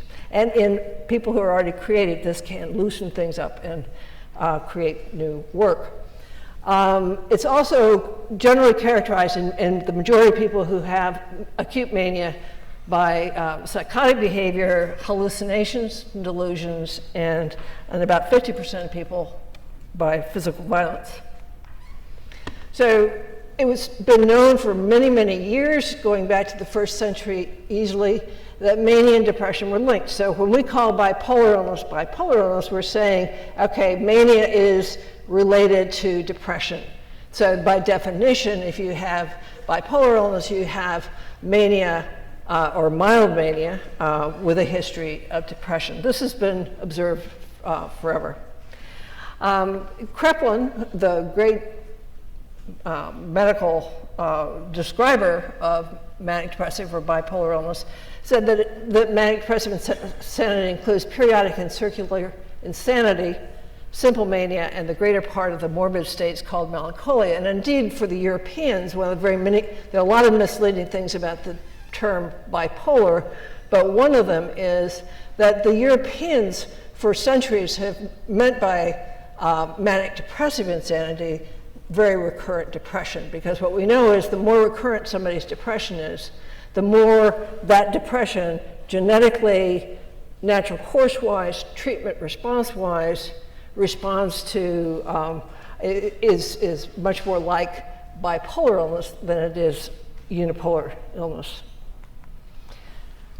So it is a fluctuating state. It is a state of great tumultuousness and cyclicity. And if you wanted to take the central feature of bipolar illness or manic depressive insanity, the central feature of it would be its cyclicity. It is a recurrent illness. It's a progressive illness. It gets worse over time. It gets harder to treat over time. Fortunately, we have good treatments now that can stop that progression. But if you took your brain on one manic episode, a scan of your brain on one manic episode, and your scan of your brain on 8 manic episodes, you would really want your brain on one manic episode.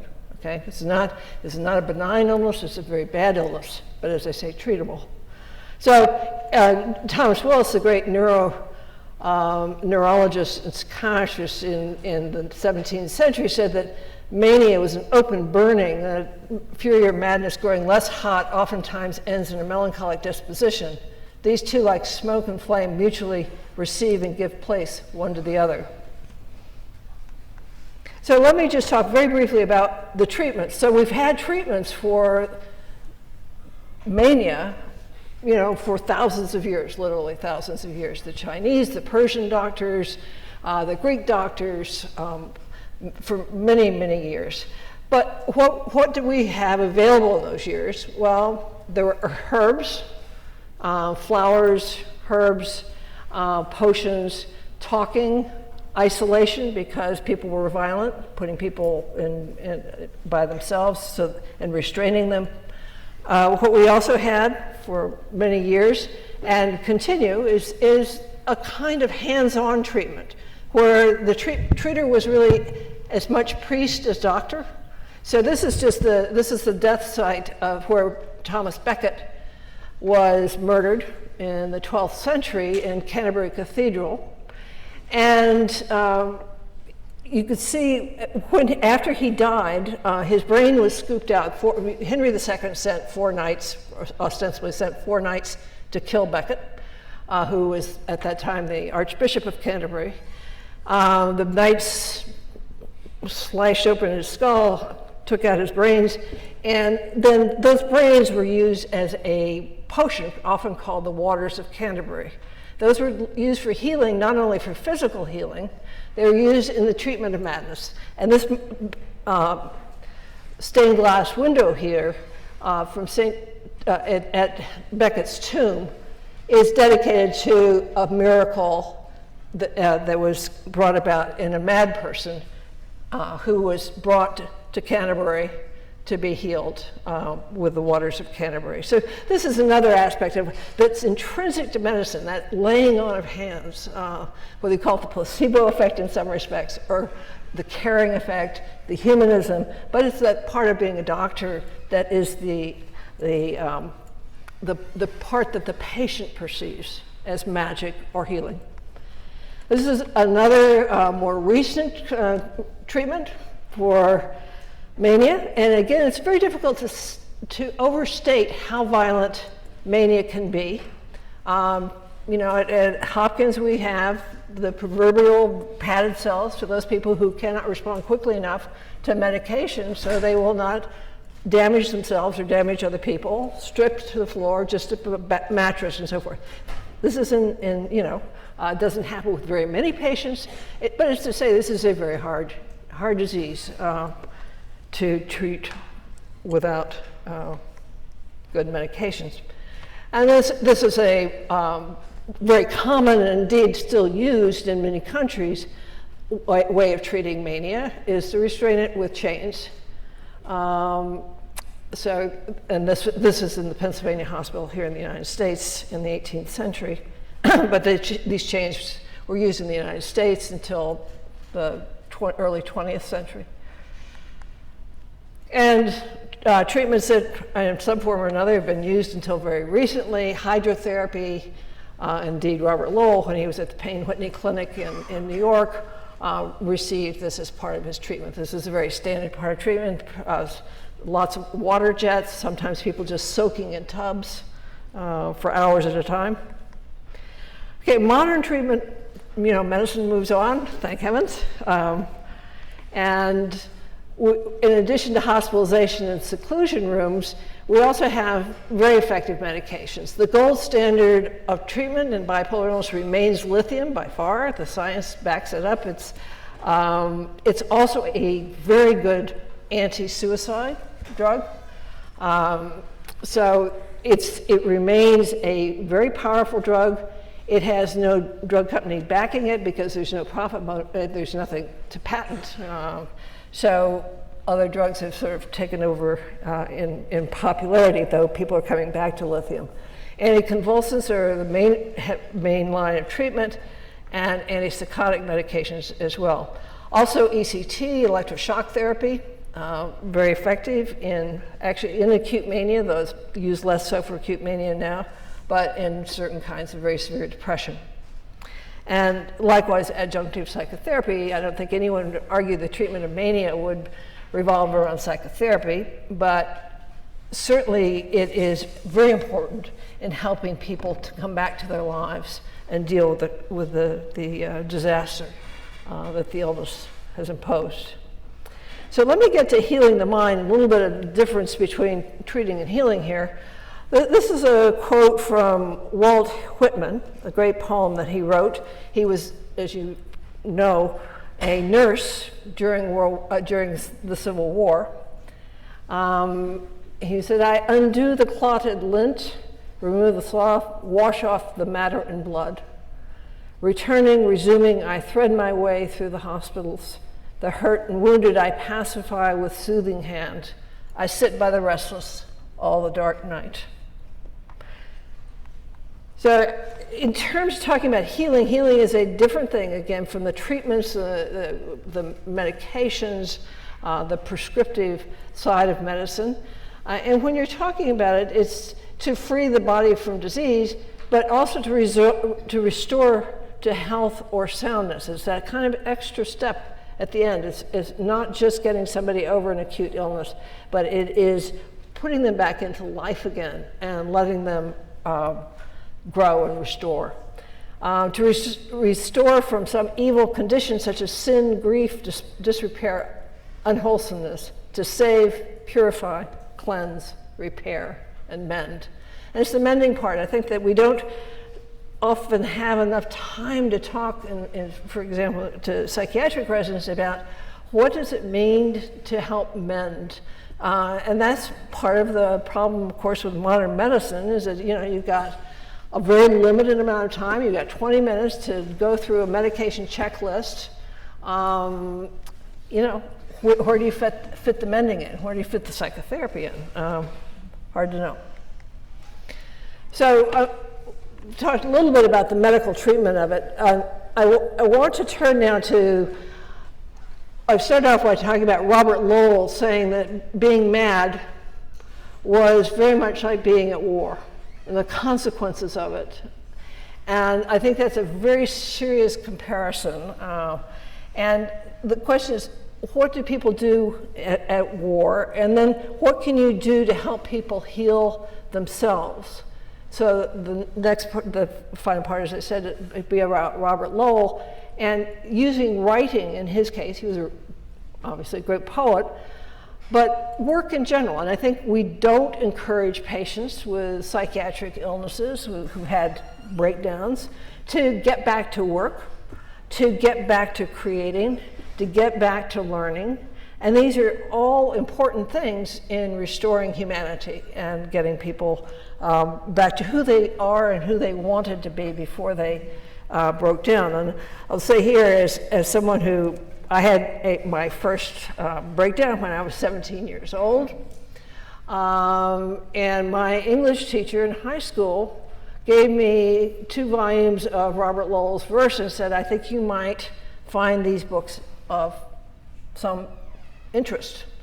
I did, and this is why I returned many, many, many years later to kind of repaying the favor of having helped me heal, that it was the idea that somebody else was out there who was brilliant, who took this chaos of mania, this incredible energy force that you didn't sign up for, but you've got and you got to deal with, and he made it into art by great writing, and as much great writing, great character and discipline, and got back to work. And this is, I think, an important part of healing.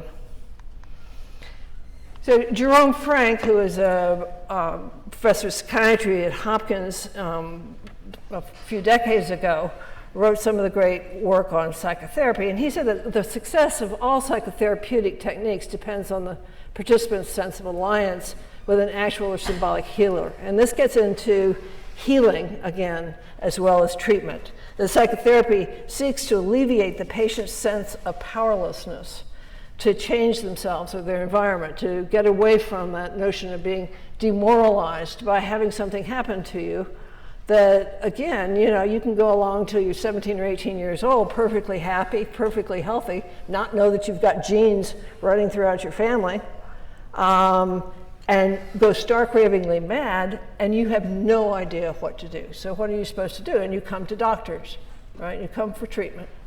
And if you're lucky, you will get a really great doctor. And if you're not so lucky, you'll get somebody who throws medication at you, and that sort of leaves it to you to figure it out. So let me just turn to the great war psychiatrist, World War I psychiatrist Rivers, and another poet, Siegfried Sassoon, whom he treated for, quote, war shock. And Rivers said the doctor should make intolerable memories tolerable. And I think this is a little bit akin to Dr. Wilson's earlier discussion about death and mortality, because one of the things that happens with madness and mania most of the time is followed by very profound, often psychotic depression, is that people have to think about things they don't want to think about, that the mind tends to put out of in the back burners. And it's learning to live with the fact that this may come back. You don't have any guarantees that it won't come back. So the doctor should make intolerable memories tolerable. He should use the controlled reflection of horror to understand what the patient has been through, to allow him to meet the horror in his own strength. Rivers was a phenomenal intellect by anybody's standards. He was a psychiatrist, neurologist, psychologist, and anthropologist. He did basic neurologic research, he did basic anthropologic research, and he treated and wrote extensively about shell shock and treating soldiers. He worked in the shell shock hospital, the British Shell Shock Hospital for officers in Edinburgh, which was actually quite a few of the major war poets from World War I went through that hospital, and so he's sought them. And Sigurd Sassoon was from a very upper-class family in England, a soldier and a poet. He was awarded the Military Cross, which is the highest cross for valor in Britain for bravery, and then at some point became convinced that it was a devastatingly wrong move on Britain's part to be involved in World War I. He threw his Military Cross into the river, and he wrote a long article and that was published, and his friends encouraged him basically to acknowledge that he was that it was better to be mad than to be hanged, that he was going to be court-martialed for treason. So he was treated at the hospital by Rivers, and all I want to do is just give a sense of that relationship between doctor and patient, two extraordinarily intelligent and sensitive men, and what a difference it made to Sassoon. The whole point of being a war psychiatrist in World War I was to get people well enough to go back into the front to be shot at again, basically, to participate again. And Sassoon knew that. Sassoon wanted to get back and fight again. He didn't like feeling like he had deserted his men. And he did go back to the front, and he was shot in the head. But he recovered and became one of the major war poets. So his description of this incredible relationship of healing and trusting a doctor, a psychiatrist, was, my definite approach to mental maturity began with my contact with the mind of Rivers. 3 evenings a week, I went along to Rivers' rooms. I can visualize him sitting at his table in the late summer twilight with his spectacles pushed upon his forehead and his hands clasped in front of one knee, always communicating his integrity of mind, never revealing that he was as weary as he most often must have been after long days of exceptionally tiring work on these war neuroses that demanded such an exercise of sympathy and detachment combined. And getting back to Rivers, I mean, again, Rivers is in the room with these officers who he was getting well enough to get back to the front, but he also was studying them and writing about them and continued to write about them after the war. And he said, if imagination is active and powerful, it's probably far better to allow it to play around the trials and dangers of warfare than to carry out a prolonged system of repression. Again, getting back to the idea that part of the doctor's role is to guide people through awfulness and try and get them to the other side, but not to get to them to the other side by denying the awfulness of what they'd been through. So Sassoon, again, talked about Rivers. Everything had fallen to pieces, and one's mind was in a muddle, and one's nerves were all on edge. And then, unexpected and unannounced, Rivers came in and closed the door behind him. Quiet and alert, purposeful and unhesitating, he seemed to empty the room of everything that had needed exorcising.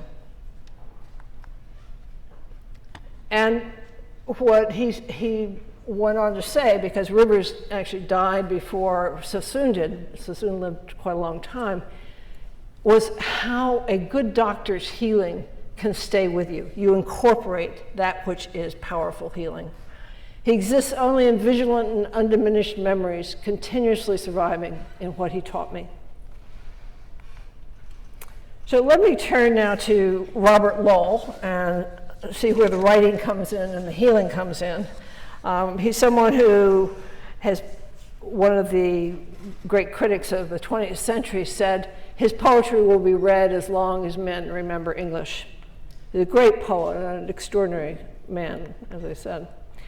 And when he was a young man, and the book that won him his first Pulitzer Prize, he wrote a poem called Mr. Edwards and the Spider, and there was lines, and it was not that long before his first real hospitalization.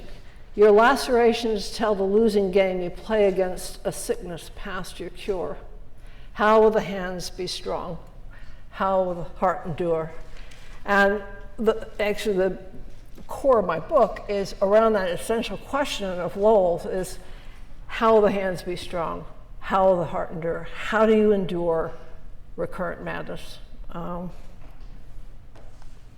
So let me just, this is actually Dr. Wilson was the attending psychiatrist on the ward of one of Lowell's many hospitalizations at McLean Hospital in Boston. And Robert Lowell wrote this poem while he was a patient on the ward, manic, only it was almost a completely different poem, which he revised and revised and revised. And this is just excerpts from that poem. And, oh, thank you. Yes. Thank you. Waking in the blue. Azure day makes my agonized blue window bleaker. Crows maunder on the petrified fairway. Absence. My heart grows tense as though a harpoon was sparring for the kill. This is the house for the mentally ill. Cock of the walk, I strut in my turtle-necked French sailor's jersey before the metal shaving mirrors, and see the shaky future grow familiar in the pinched indigenous faces of these thoroughbred mental cases, twice my age and half my weight. We're all old-timers. Each of us holds a locked razor. Well, one of the things that Lowell was referring to here, before he went on lithium, he was hospitalized 20 times for acute psychotic mania. I mean, it's just a terrible form of the illness. I can't tell you, 20 hospitalizations is a lot for mania. Before he was put on lithium, it just kept coming back, and he knew he had no control over it. And so when he's talking about that, in the metal shaving mirror, because of course you can't have glass shaving mirror because you might kill yourself with the glass. Likewise with the razors, you have to have a locked razor. But he's seeing the future grow familiar. So this is Lowell's hospitalization record. In several of these years, he had more than one hospitalization. And what you can see is there's actually, he was given the major treatments along the line of electroshock treatment, which worked very well, and antipsychotic medications when they came available, they worked very well, but neither of those treatments prevents future episodes. The only thing that prevents future episodes is lithium. So he was given, in 67, 68, he was given lithium, and for the first time, and as he said, 18 years, he was not in the hospital. So he had a totally different experience, and then he got toxic and went off and then went back on it at the end of his life. But for many years there, he was actually completely free of hospitalizations. He observed he was a sardonic, rather sardonic sense of humor. But this is what his description of, what can a hospital and a doctor give you? He'd been around the block a few times on this one. The resident doctor said, "We are not deep in ideas, imagination, or enthusiasm. How can we help you?" I ask these days of only poems and depression, what can I do with them? Will they help me to notice what I cannot bear to look at? And so I just want to end by talking a little bit about what he said about writing and work in general, because I think this is something it's really important to encourage people to whatever it is that they love to get back to. In his case, it was writing, of course. But writing has the capacity to allow you to dip in to memory and to nightmare and to experience at a rather more controlled rate than you otherwise would be able to do. So it doesn't just overwhelm you, flood you. You can control the experience by writing a bit. It also keeps depression at bay, and I'll read you a couple of his quotes about that it doesn't keep you from getting depressed, but it can keep it a little bit more of a distance. It structures disorder, so when Dr. Siegel's talking about disorder being so disruptive and awful, one of the things that writing can do is superimpose order on that kind of structureless world. It gives meaning, terribly important thing, particularly to people who have mental illness, I think, bad mental illness. And it resurrects. And so I will just end on a little bit along the lines of it allows you to come back into life again. So this is a letter he wrote to a fellow poet and a friend. He said, "How often writing takes the ache away, takes time away. You start in the morning and you look up to see the window darkening. I think the ambition of art, the feeding of one's soul, memory, mind, etc., gives one a mixture of glory and exhaustion." This is in a letter to his cousin. "For the last 4 months, I've been writing every day. It seemed the best way to live through the slump that usually follows my attacks. Now that I begin to look back, I feel as though I had been wrestling with some giant, and I say to myself, you've somehow survived." And this was, his psychiatrist actually had encouraged him to write autobiographically. He was a poet and he was famous, and everybody, he was cover of Time magazine, cover of Look magazine, I mean, he was internationally famous poet. One of his doctors suggested he write prose autobiographically, and so he was working on that for a while. "I am writing my autobiography literally to pass the time. I almost doubt if the time would pass otherwise. However, I also hope the result will supply me with a swaddling close, with a sort of immense bandage of grace and ambergris for my hurt nerves." And to another psychiatrist, he said, "Writing felt to me like life preserver. At last I could dominate, despise, say nothing mattered except the great works of art. I think I really cared for these, but enjoyed using them as a battering ram against everything and everybody who muzzled me or seemed indifferent or critical." His wife, I should say, his second wife, he had 3 wives, all of whom world famous writers in their own right. This is Elizabeth Hardwick, great writer, was writing to the poet Elizabeth Bishop, who was Lowell's great friend. He said, "Cal has been sick again. The doctor sent him to a hospital. He will be home in 3 days.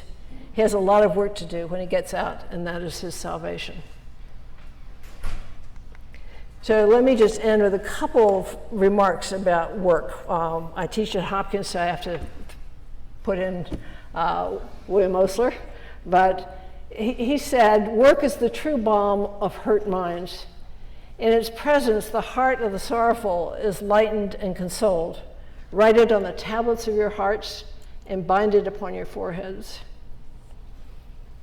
And in a very somewhat different vein, but again, getting back to what is it one can encourage patients to do that might help, and really in a substantive, deep way. And this is the magician Merlin talking to King Arthur. "The best thing for being sad," replied Merlin, "is to learn something. That is the only thing that never fails. You may grow old and trembling in your anatomies. You may lie awake listening to the disorder of your veins. You may miss your only love. There is only one thing for it then, to learn. That is the only thing which the mind can never exhaust, never alienate, never be tortured by, never fear or distrust, and never dream of regretting." And finally, I just want to show you a picture of Lowell after he came back out of the hospital after writing Waking in the Blue, the book that in a few months' time would win him not only the Pulitzer Prize, but just take the world of literature by absolute storm. So it's a picture of him looking like he had just come out of a hospital. He was a very upper class Bostonian, Mayflower family type, and wrote quite beautifully on the limits, the great limits of privilege, that privilege doesn't keep you from going mad or getting sick. But he looks like someone who has been devastated by disease. And the final snippet from a poem is one of the last poems in his last book before he died, and he knew he was dying. And it speaks to life and the regeneration of life. So that's Lowell in his house in Boston.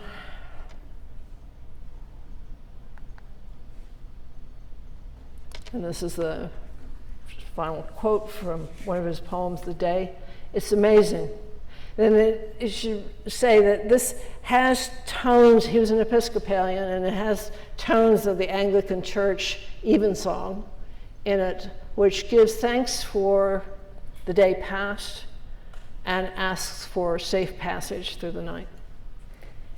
It's amazing. The day is still here like lightning on an open field, terra firma and transient swimming in variation, fresh as when man but first broke like crocus all over the earth. Thank you.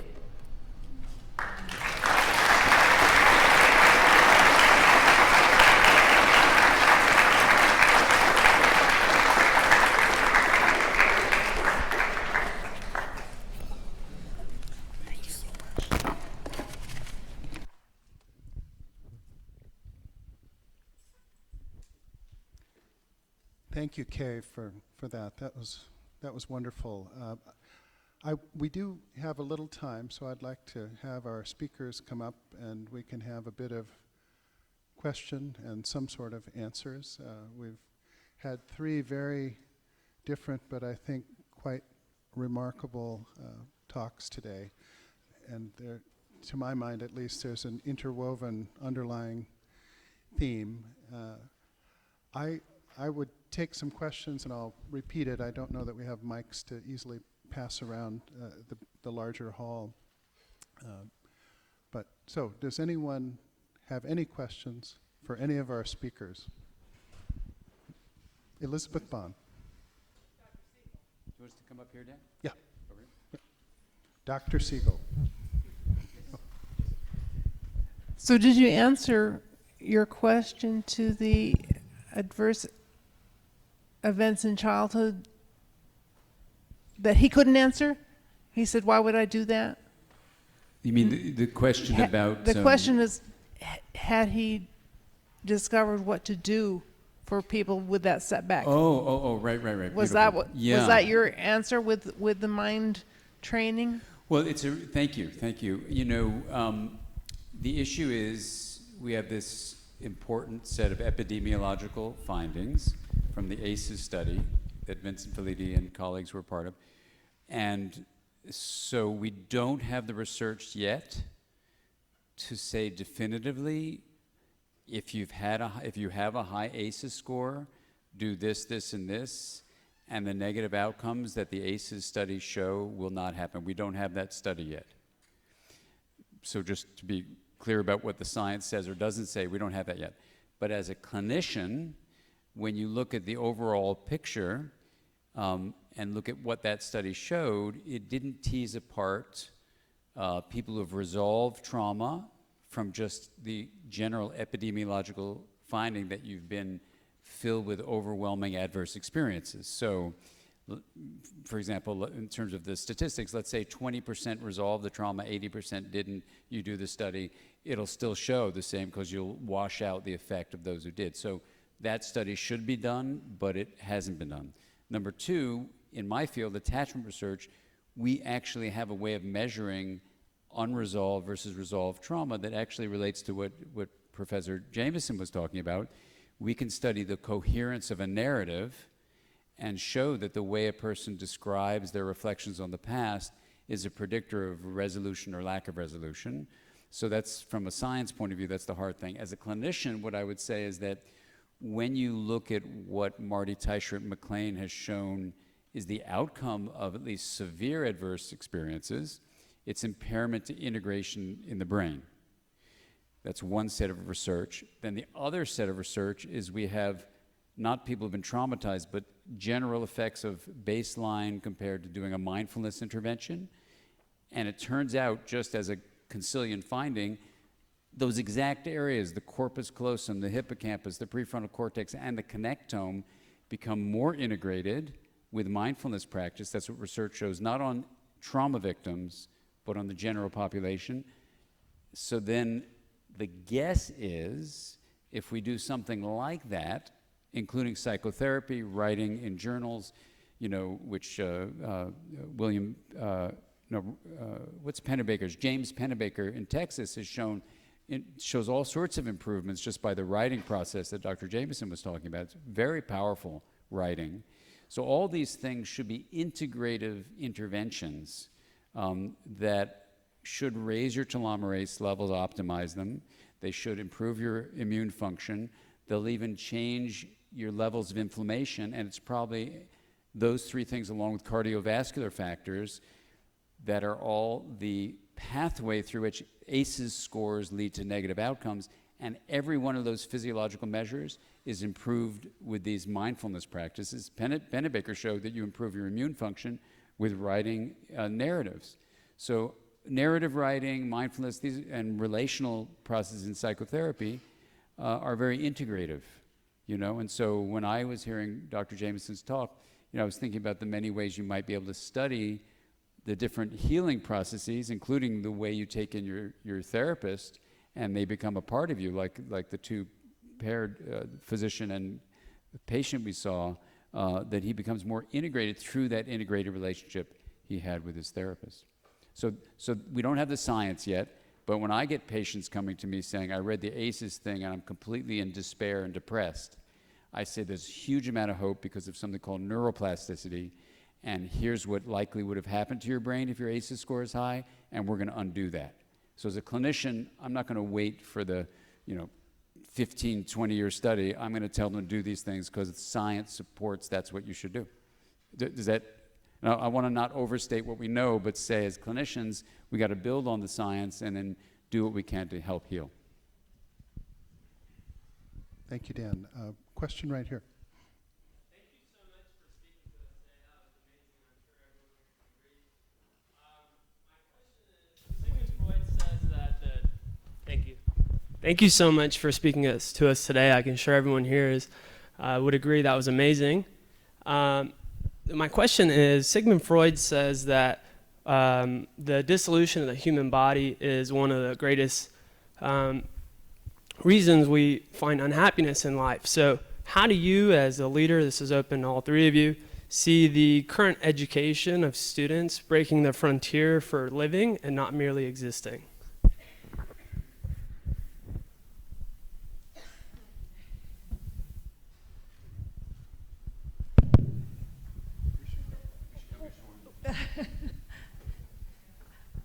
I would say, a somewhat, unfortunately, jaded view would be the practicalities of medical school in this day and age are such that there's not a lot of time, I think, to address those kind of greater existential issues. I'm struck by what medical students do on their spare time in terms of trying to grapple with those issues and how frustrated they are that they don't have more time to write about it. I mean, we try and encourage, we have courses in literature and so forth that try and address issues of mortality, for example. But I think it's very hard when people are working as hard as students do. And I think it's often, at least more that I see, is in the residency years when people have more of a chance to read and begin to discover these issues. Otherwise, they're just sort of pelting along, but I don't know. Can you repeat what Sigmund Freud said? I didn't quite hear it. He says that the dissolution of the human body and our smallness to nature and our inability to manage our relationships with others are the three factors that lead to human unhappiness. So my question is, for current education, how are we, how as a leader, how are we helping students to kind of figure out this whole thing called living and not merely just existing in a healthy state? Well, yeah. So, one of the things that I think is very different now versus when we went to medical school actually is the fact that students now expect a different kind of experience. We went to medical school at a time when it was like the Vince Lombardi, work means everything, that you got to work harder, you got to, in fact, I was going to go into general surgery, but when I took my general surgery rotation at the Mass General Hospital and I got a half day off in 2 weeks, I said, no, I better do something else. But these days, I mean, really, residents and medical students and other students, expect a certain standard of living, and they expect which I think is actually very healthy. And what we do now is not try to instill in them that work is the most important thing, but that there has to be balance in one's life. And that balance is in many cases, it's medical students and other health professionals are married now when they go through school. That was not that common 30 years ago. And the number of hours are different. And we encourage our students, all of our students, to have other activities besides what they're studying. And then personally for me, myself, I'm a cyclist. I do cycling, and no matter how busy I am, that is part of what centers me and gets me back and become resilient and being able to do the work that I do. And so I do think that that's one of the major differences between 30 years ago and now, and something that I think is a change for the better. I don't know if that answers your question, but thank you for the question, and I would love to ask a question too, because you're a part of the American College, the overseer of the training. So this question is so important. I was asked by a general surgeon to come teach the entire medical faculty at Stanford and the nursing faculty there, and I get up to do my day training of the faculty, and the dean of the medical school gets up and he goes, leave it to a surgeon to ask a ridiculous psychiatrist like this, he points to me, to come talk to us. And I go, oh my God, how's this going to go down? And then he goes, but let me show you how wrong I was.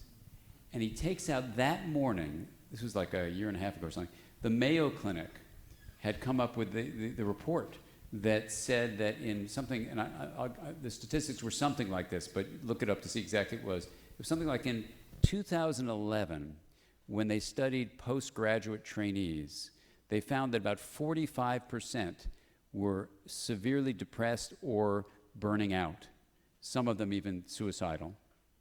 And it made an alarm, right? And they said, we got to do something about this. And the report then just came out for the 2014 study that it went from 45% to 56%. And there had just been someone, I think at Stanford, who had just ended his life, and a postgraduate person. And so this question is hugely important. So what the dean said, and what we ended up talking about, the faculty and I for the whole day, was that we now have ways of teaching young students to be aware of their internal world, certainly to do things, do your hobbies, do what you love, that kind of thing for sure. But if you look at the studies like of Ron Epstein at Rochester, if you teach trainees about their mind and teach them literally to develop more resilience, the studies are very clear. Burnout will be decreased, depression will be decreased, love of the work will be increased, compassion is increased. So we actually have a kind of science of the mind that is actually, unfortunately, I don't know why, but not really taught so much, even though we know what it is. So I don't know where we're at now because we're a few years later. Is there a follow-up study? Because those numbers were alarming, and especially in those hallways there at Stanford where someone had just ended their life, which sadly, about a year later, I went to the high school across the street from that hospital, and a bunch of students had jumped in front of a train ending their life. And you can actually watch the video they made of me talking to the students about, you know, just what you're saying, like how do you find meaning even though you don't get into Stanford, you know, which is why they were jumping in front of the train. You know, they weren't getting what their parents were telling them they should get in. So this issue becomes a crucial one for the healer to heal themselves in every way that Dr. Jamison talking about healing, of becoming whole. But do we have any follow-up data of that? No, I don't think we do. But I wanted to ask you a question. The surgeon that you mentioned that admonished you for... internist. Oh, it was internist. Oh, okay. The surgeon was in charge of the training who invited me, and the internist... Okay. Yeah. No, yeah, no, the one that admonished you about feeling... back when you were in school. Now, the question I had is... good, this is going to be therapy. This is good. I wonder if it's the same surgeon at the BI who was well known for starting his rounds at 4 o'clock every morning. Well, this was an oncologist in internal medicine. Okay, so it wasn't... But they were not hard to find. Well, and I'll tell you a little crazy story. Is years later, I wrote a book called The Mindful Brain, and our medical school, Harvard, asked me to come back and talk about the book. So I go there, and actually Ron Epstein, who wrote this other book called Attending years later, he and I were teaching with Ellen Langer. So we go there, and Dean Tosteson came back. He had retired. Right. Dean Fetterman, while these guys were still alive, they came back. They were sitting in the back row. And I get up there to give this talk on the book.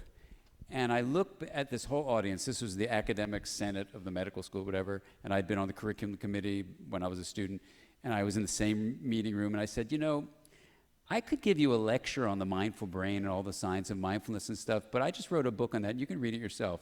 I'm going to tell you why I dropped out of school. And I said, I've never said this publicly, but I'm going to tell you.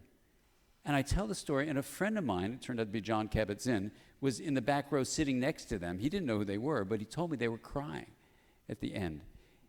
And the thing is, we don't realize what students go through when they're just being put into this social system. So you can say, was it that surgeon? I could say, no, it was an internist and all these people. I mean, the sad thing is, I think they actually mean well. None of these people didn't mean well. It's just the way they've learned to live and only live. And so when our young students are going through being trained and socialized in that system, I was really, really concerned when that dean said we've gone from 45 to 56% of people in postgraduate training are burnt out, with a certain number of them thinking of killing themselves. And I thought that was bad enough. And then a few months later, I got asked to speak to all the veterinarians in the United States. First it was horse veterinarians, then gender veterinarians. They have the highest suicide rate. So I had to interview a bunch of vets to figure out what's going on. And we had 3,000 veterinarians, and I had to give a talk on the nature of the mind and, you know, the nature of suicide and that kind of stuff. And the amazing thing was we had a workshop after the 3,000 people with about 500 people in the workshop, and I made it so that people could talk. A number of these veterinarians got up and they were talking about how they were suicidal in the public workshop. And we don't need to get into that, but healers need to be given the science of healing themselves. If you don't start with that, you know, these are unbelievably devoted, bright, caring people who in that setting will get burnt out. I mean, I think that's what we're seeing. There's nothing wrong with them. We need to support them in just the system you're talking about. I think that question is interesting, and as it relates to the future, both here and across the country and really around the world, the generation is different, as Dr. Wilson mentioned. The issues are essentially the same, the stress and strain of a very rigorous education. I am hopeful that developments in instructional technology, adaptive learning, will improve the efficiency of learning these complex health professions and free up the schedule and time, first of all, so that it isn't as crushingly intense, number one. And number two, I think augmented intelligence with technology, smartphones, if we'd had smartphones 40 years ago, 30 years ago, you know, we used to write all this stuff down on 3x5 cards and had to run down to the laboratory and I took our daughter about 10 years ago to a library. And she said, "What are those?" And I said, "Well, those are card catalogs." And then I explained that we had to go get the number and go up into the stacks and find and drop a nickel in for each page that we wanted to read. The technology is moving so quickly, but it's not just going to be efficiency in education. I think it should and will change the nature of the curriculum and the nature of the selection of prospective students. Bless you, Sean. Yeah. My first research assistant down in the front row. You okay? Yeah. Okay. He feels good. Yeah.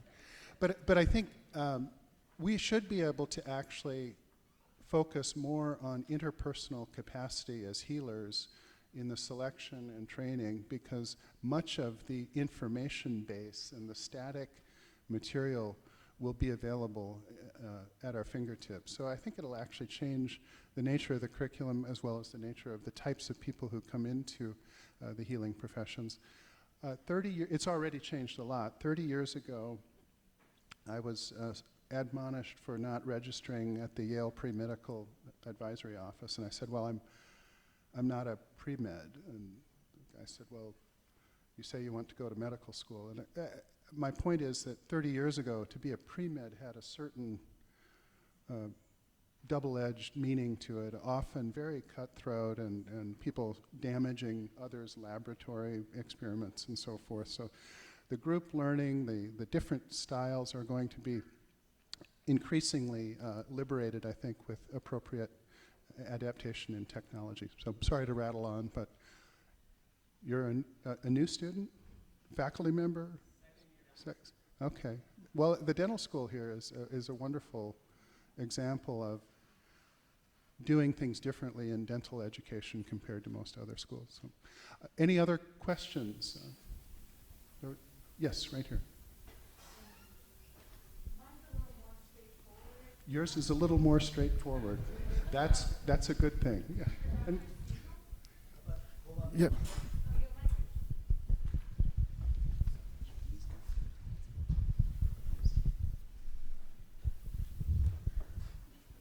For Dr. Siegel, what exactly is done in mindfulness practices? What is done in mindfulness practice? Right. Okay, great. I'm just finishing the manuscript that answers that question, so I'm going to try, because it's 120,000 words, so I'm going to give it to you in 120 seconds. Okay, you ready? So the first thing to say is that in the last 15 years, we've had some very rigorous science that started on a range of practices that have been around for thousands of years. So the word mindful awareness or mindfulness doesn't have an absolute definition. So there's a lot of really interesting scientific, wonderful discussions and challenges that we have as a field. So like at our center that I helped start at UCLA, the Mindful Awareness Research Center, we see all sorts of practices like mindfulness meditation or Tai Chi or Qigong or yoga or centering prayer as all examples of mindfulness. And if you say, well, what is the practice? Here's the nutshell. You ready? 3 pillars are involved when you look at the rigorous studies. They include training focused attention. So for example, focusing on the breath and returning the focus to the breath if you wander. That would be one example. So focused attention, pillar number 1. Pillar number 2 is something called open awareness. So it means not just focusing on the breath, but entering a state of presence where you allow feelings, thoughts, memories to come and go, and you get to know the distinction, really. We have a thing called the wheel of awareness between a knowing of the hub and the knowns on the rim, and that's what open awareness does. So that's pillar number 2. Pillar number 3 is called kind intention. Sometimes people go loving awareness or compassion training or kindness training. I just call it kind intention. So you can see the 3 elements of mind that are trained in mindfulness training are literally attention, awareness, and intention. when you look at the neural correlates, let's say, of those three, they're all integrative processes that create integration in the EEG finding, electroencephalogram finding, or in the structural changes that emerge from the different studies of those. So ultimately what you could say is functional and structural neural integration seem to be the way in a given mindfulness state that's created with, let's say, a 20-minute practice. You create a state, you do it every morning. The research shows this. If you take a mindfulness state with those three pillars, the mindfulness state, and you create it on a regular basis, you will take that state of neural firing and turn it into synaptic changes in the brain structure that become a trait. What are the traits? Increase emotional balance, increase resilience, increase capacity to be present in the face of all sorts of distractions, increase focus of attention, increase empathy, decrease burnout, and then all the things I mentioned before, telomerase improvement, optimization of inflammation, of epigenetic regulation, improvement of immune function, improvement of cardiovascular functions, etc. So that's the summary. Thank you.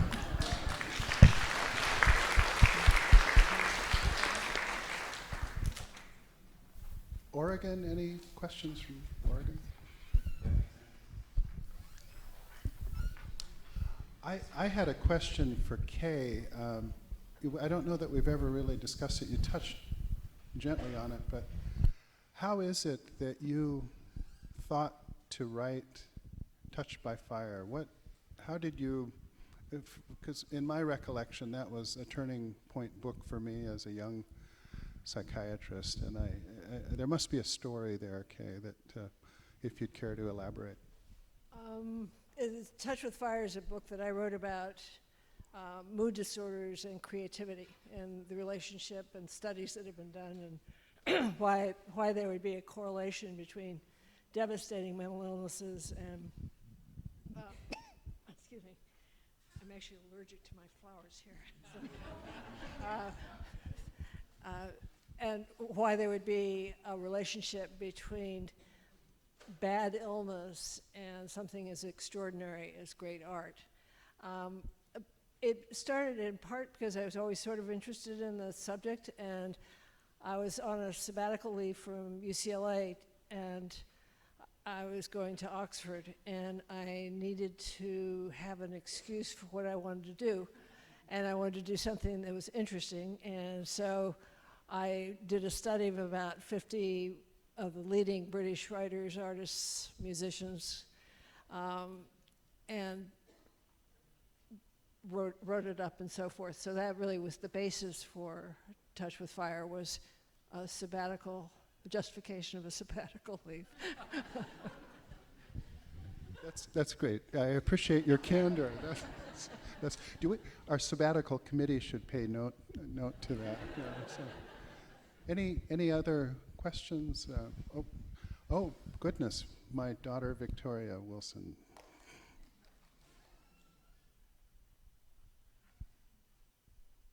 This isn't a planted question either. Well, thank you for your words of wisdom. That was really wonderful to hear from all three of you. And I actually, as somebody who wants to study medicine myself, I had a question for all three of you, our professors of psychiatry and President Wilson. It seems that you've all chosen paths, like President Wilson with your research on glaucoma and blindness, and our Kay Jamison and Dan Siegel with your work in psychiatry. How do you think doctors, physicians, any sort of health professional can reach people who experience bad experiences? How do you reach people who are just by definition somewhat isolated? You know, if they experience blindness suddenly, or a bad bout of mental illness, do you think compassion is a gift, or do you think it can be taught to students? Let me just make a brief response and then turn it over. I'm often asked, do I think empathy is more important than medical knowledge? And I always say, if you're given the choice between compassion and competence, and no one should be. Obviously, you should get both, but in psychiatry, you really want competence because it's very easy to do it wrong. In the field of mood disorders, it's very easy to misdiagnose, to give the wrong medication and make people much worse, make them more suicidal, make them harder to treat. So of course you shouldn't, you should never say compassion is important. I mean, how could one? I mean, particularly discussing humanism, you can't say that. But I think in psychiatry, compassion is perhaps overrated with respect to competence because the general public has the notion that compassion is all-consuming. And I mean, I say this in the context of giving a talk that I really believe that the great form of psychiatry is the capacity to do medicine and empathy and humanism well. But I also believe, as somebody who co-directs the Mood Disorder Center at Johns Hopkins, you see way too much malpractice from people who are kind and empathetic and patients love them and they make people worse. So that's So, so my field was glaucoma, and glaucoma is a chronic disease, and so you get to see these patients for a long time, over and over again. So in many ways, it's like being an internist, because it's not something that you fix, like a cataract or something. You take out the cataract, their patients feels very happy, and then you don't see them anymore. In glaucoma, you get worse and worse and worse and worse and worse, and you just continue to see them, and so you develop these bonds with them. And one of the reasons why I didn't stop seeing patients for a long, long time. I have been, president at Texas Tech and was a chancellor at University of Colorado, and I still saw patients. Even when I was at the NIH, I still saw patients.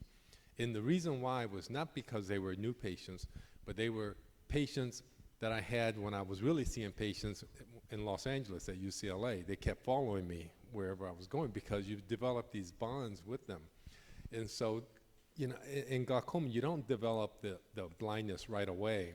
It just kind of happens over a long period of time.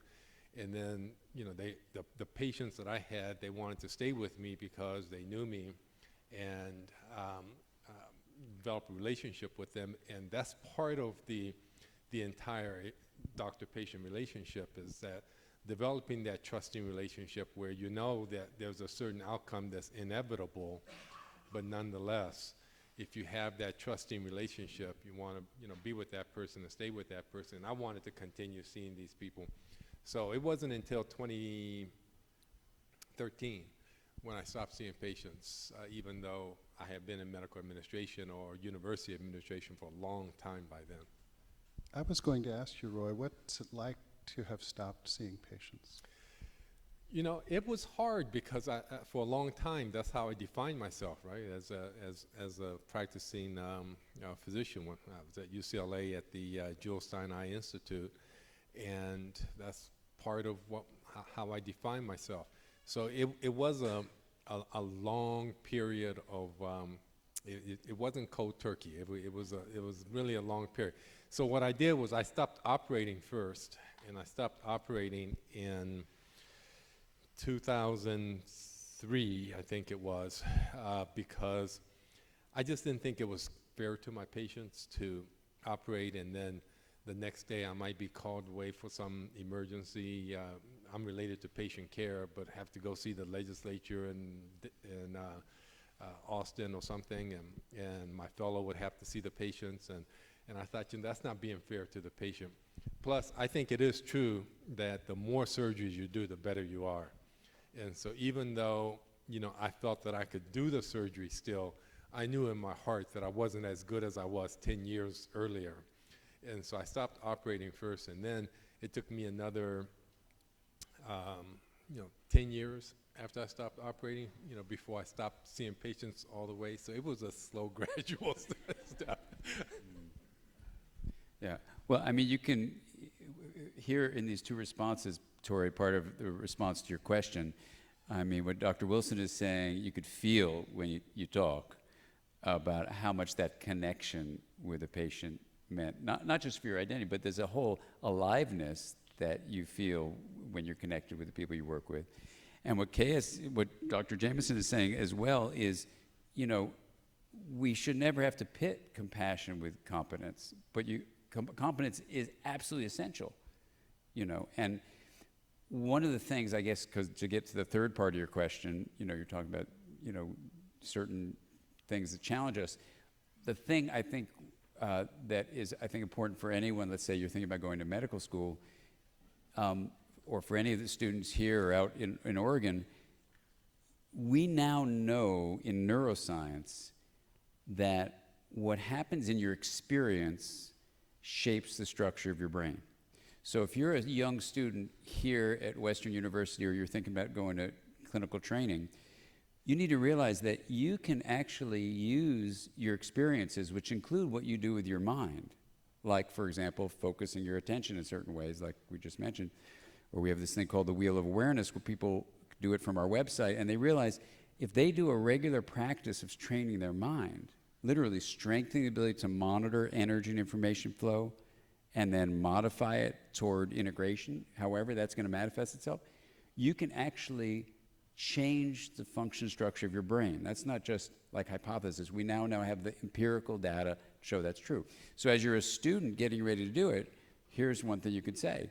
I am going to do this from the inside out. I'm going to, if you take this model of integration, I'm going to come to my training knowing I need to stay integrated with my hobbies that I love, my friends that I love, the things that really matter to me and give meaning to my life, and I'll get competent in the knowledge and skills, but I will not fall into the trap of thinking things are just about the body.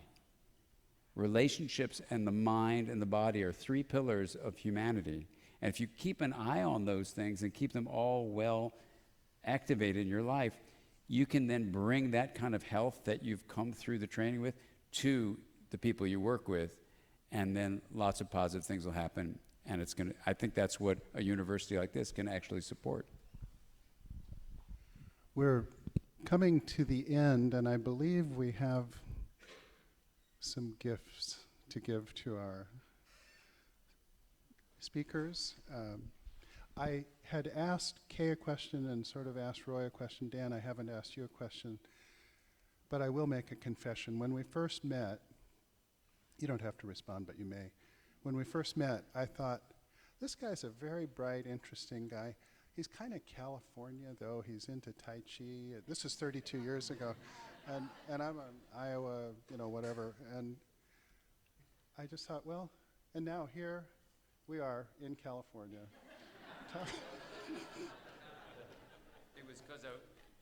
It was because I was into hypnosis. I hypnotized you and Sandy. This is the place for him to be, don't you think?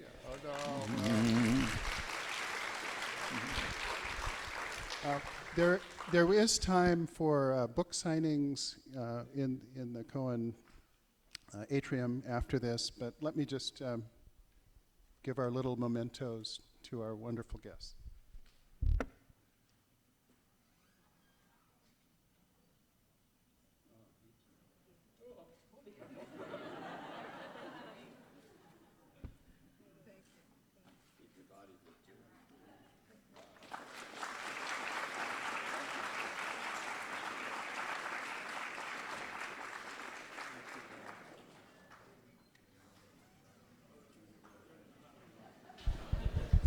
Thank you, Lebanon.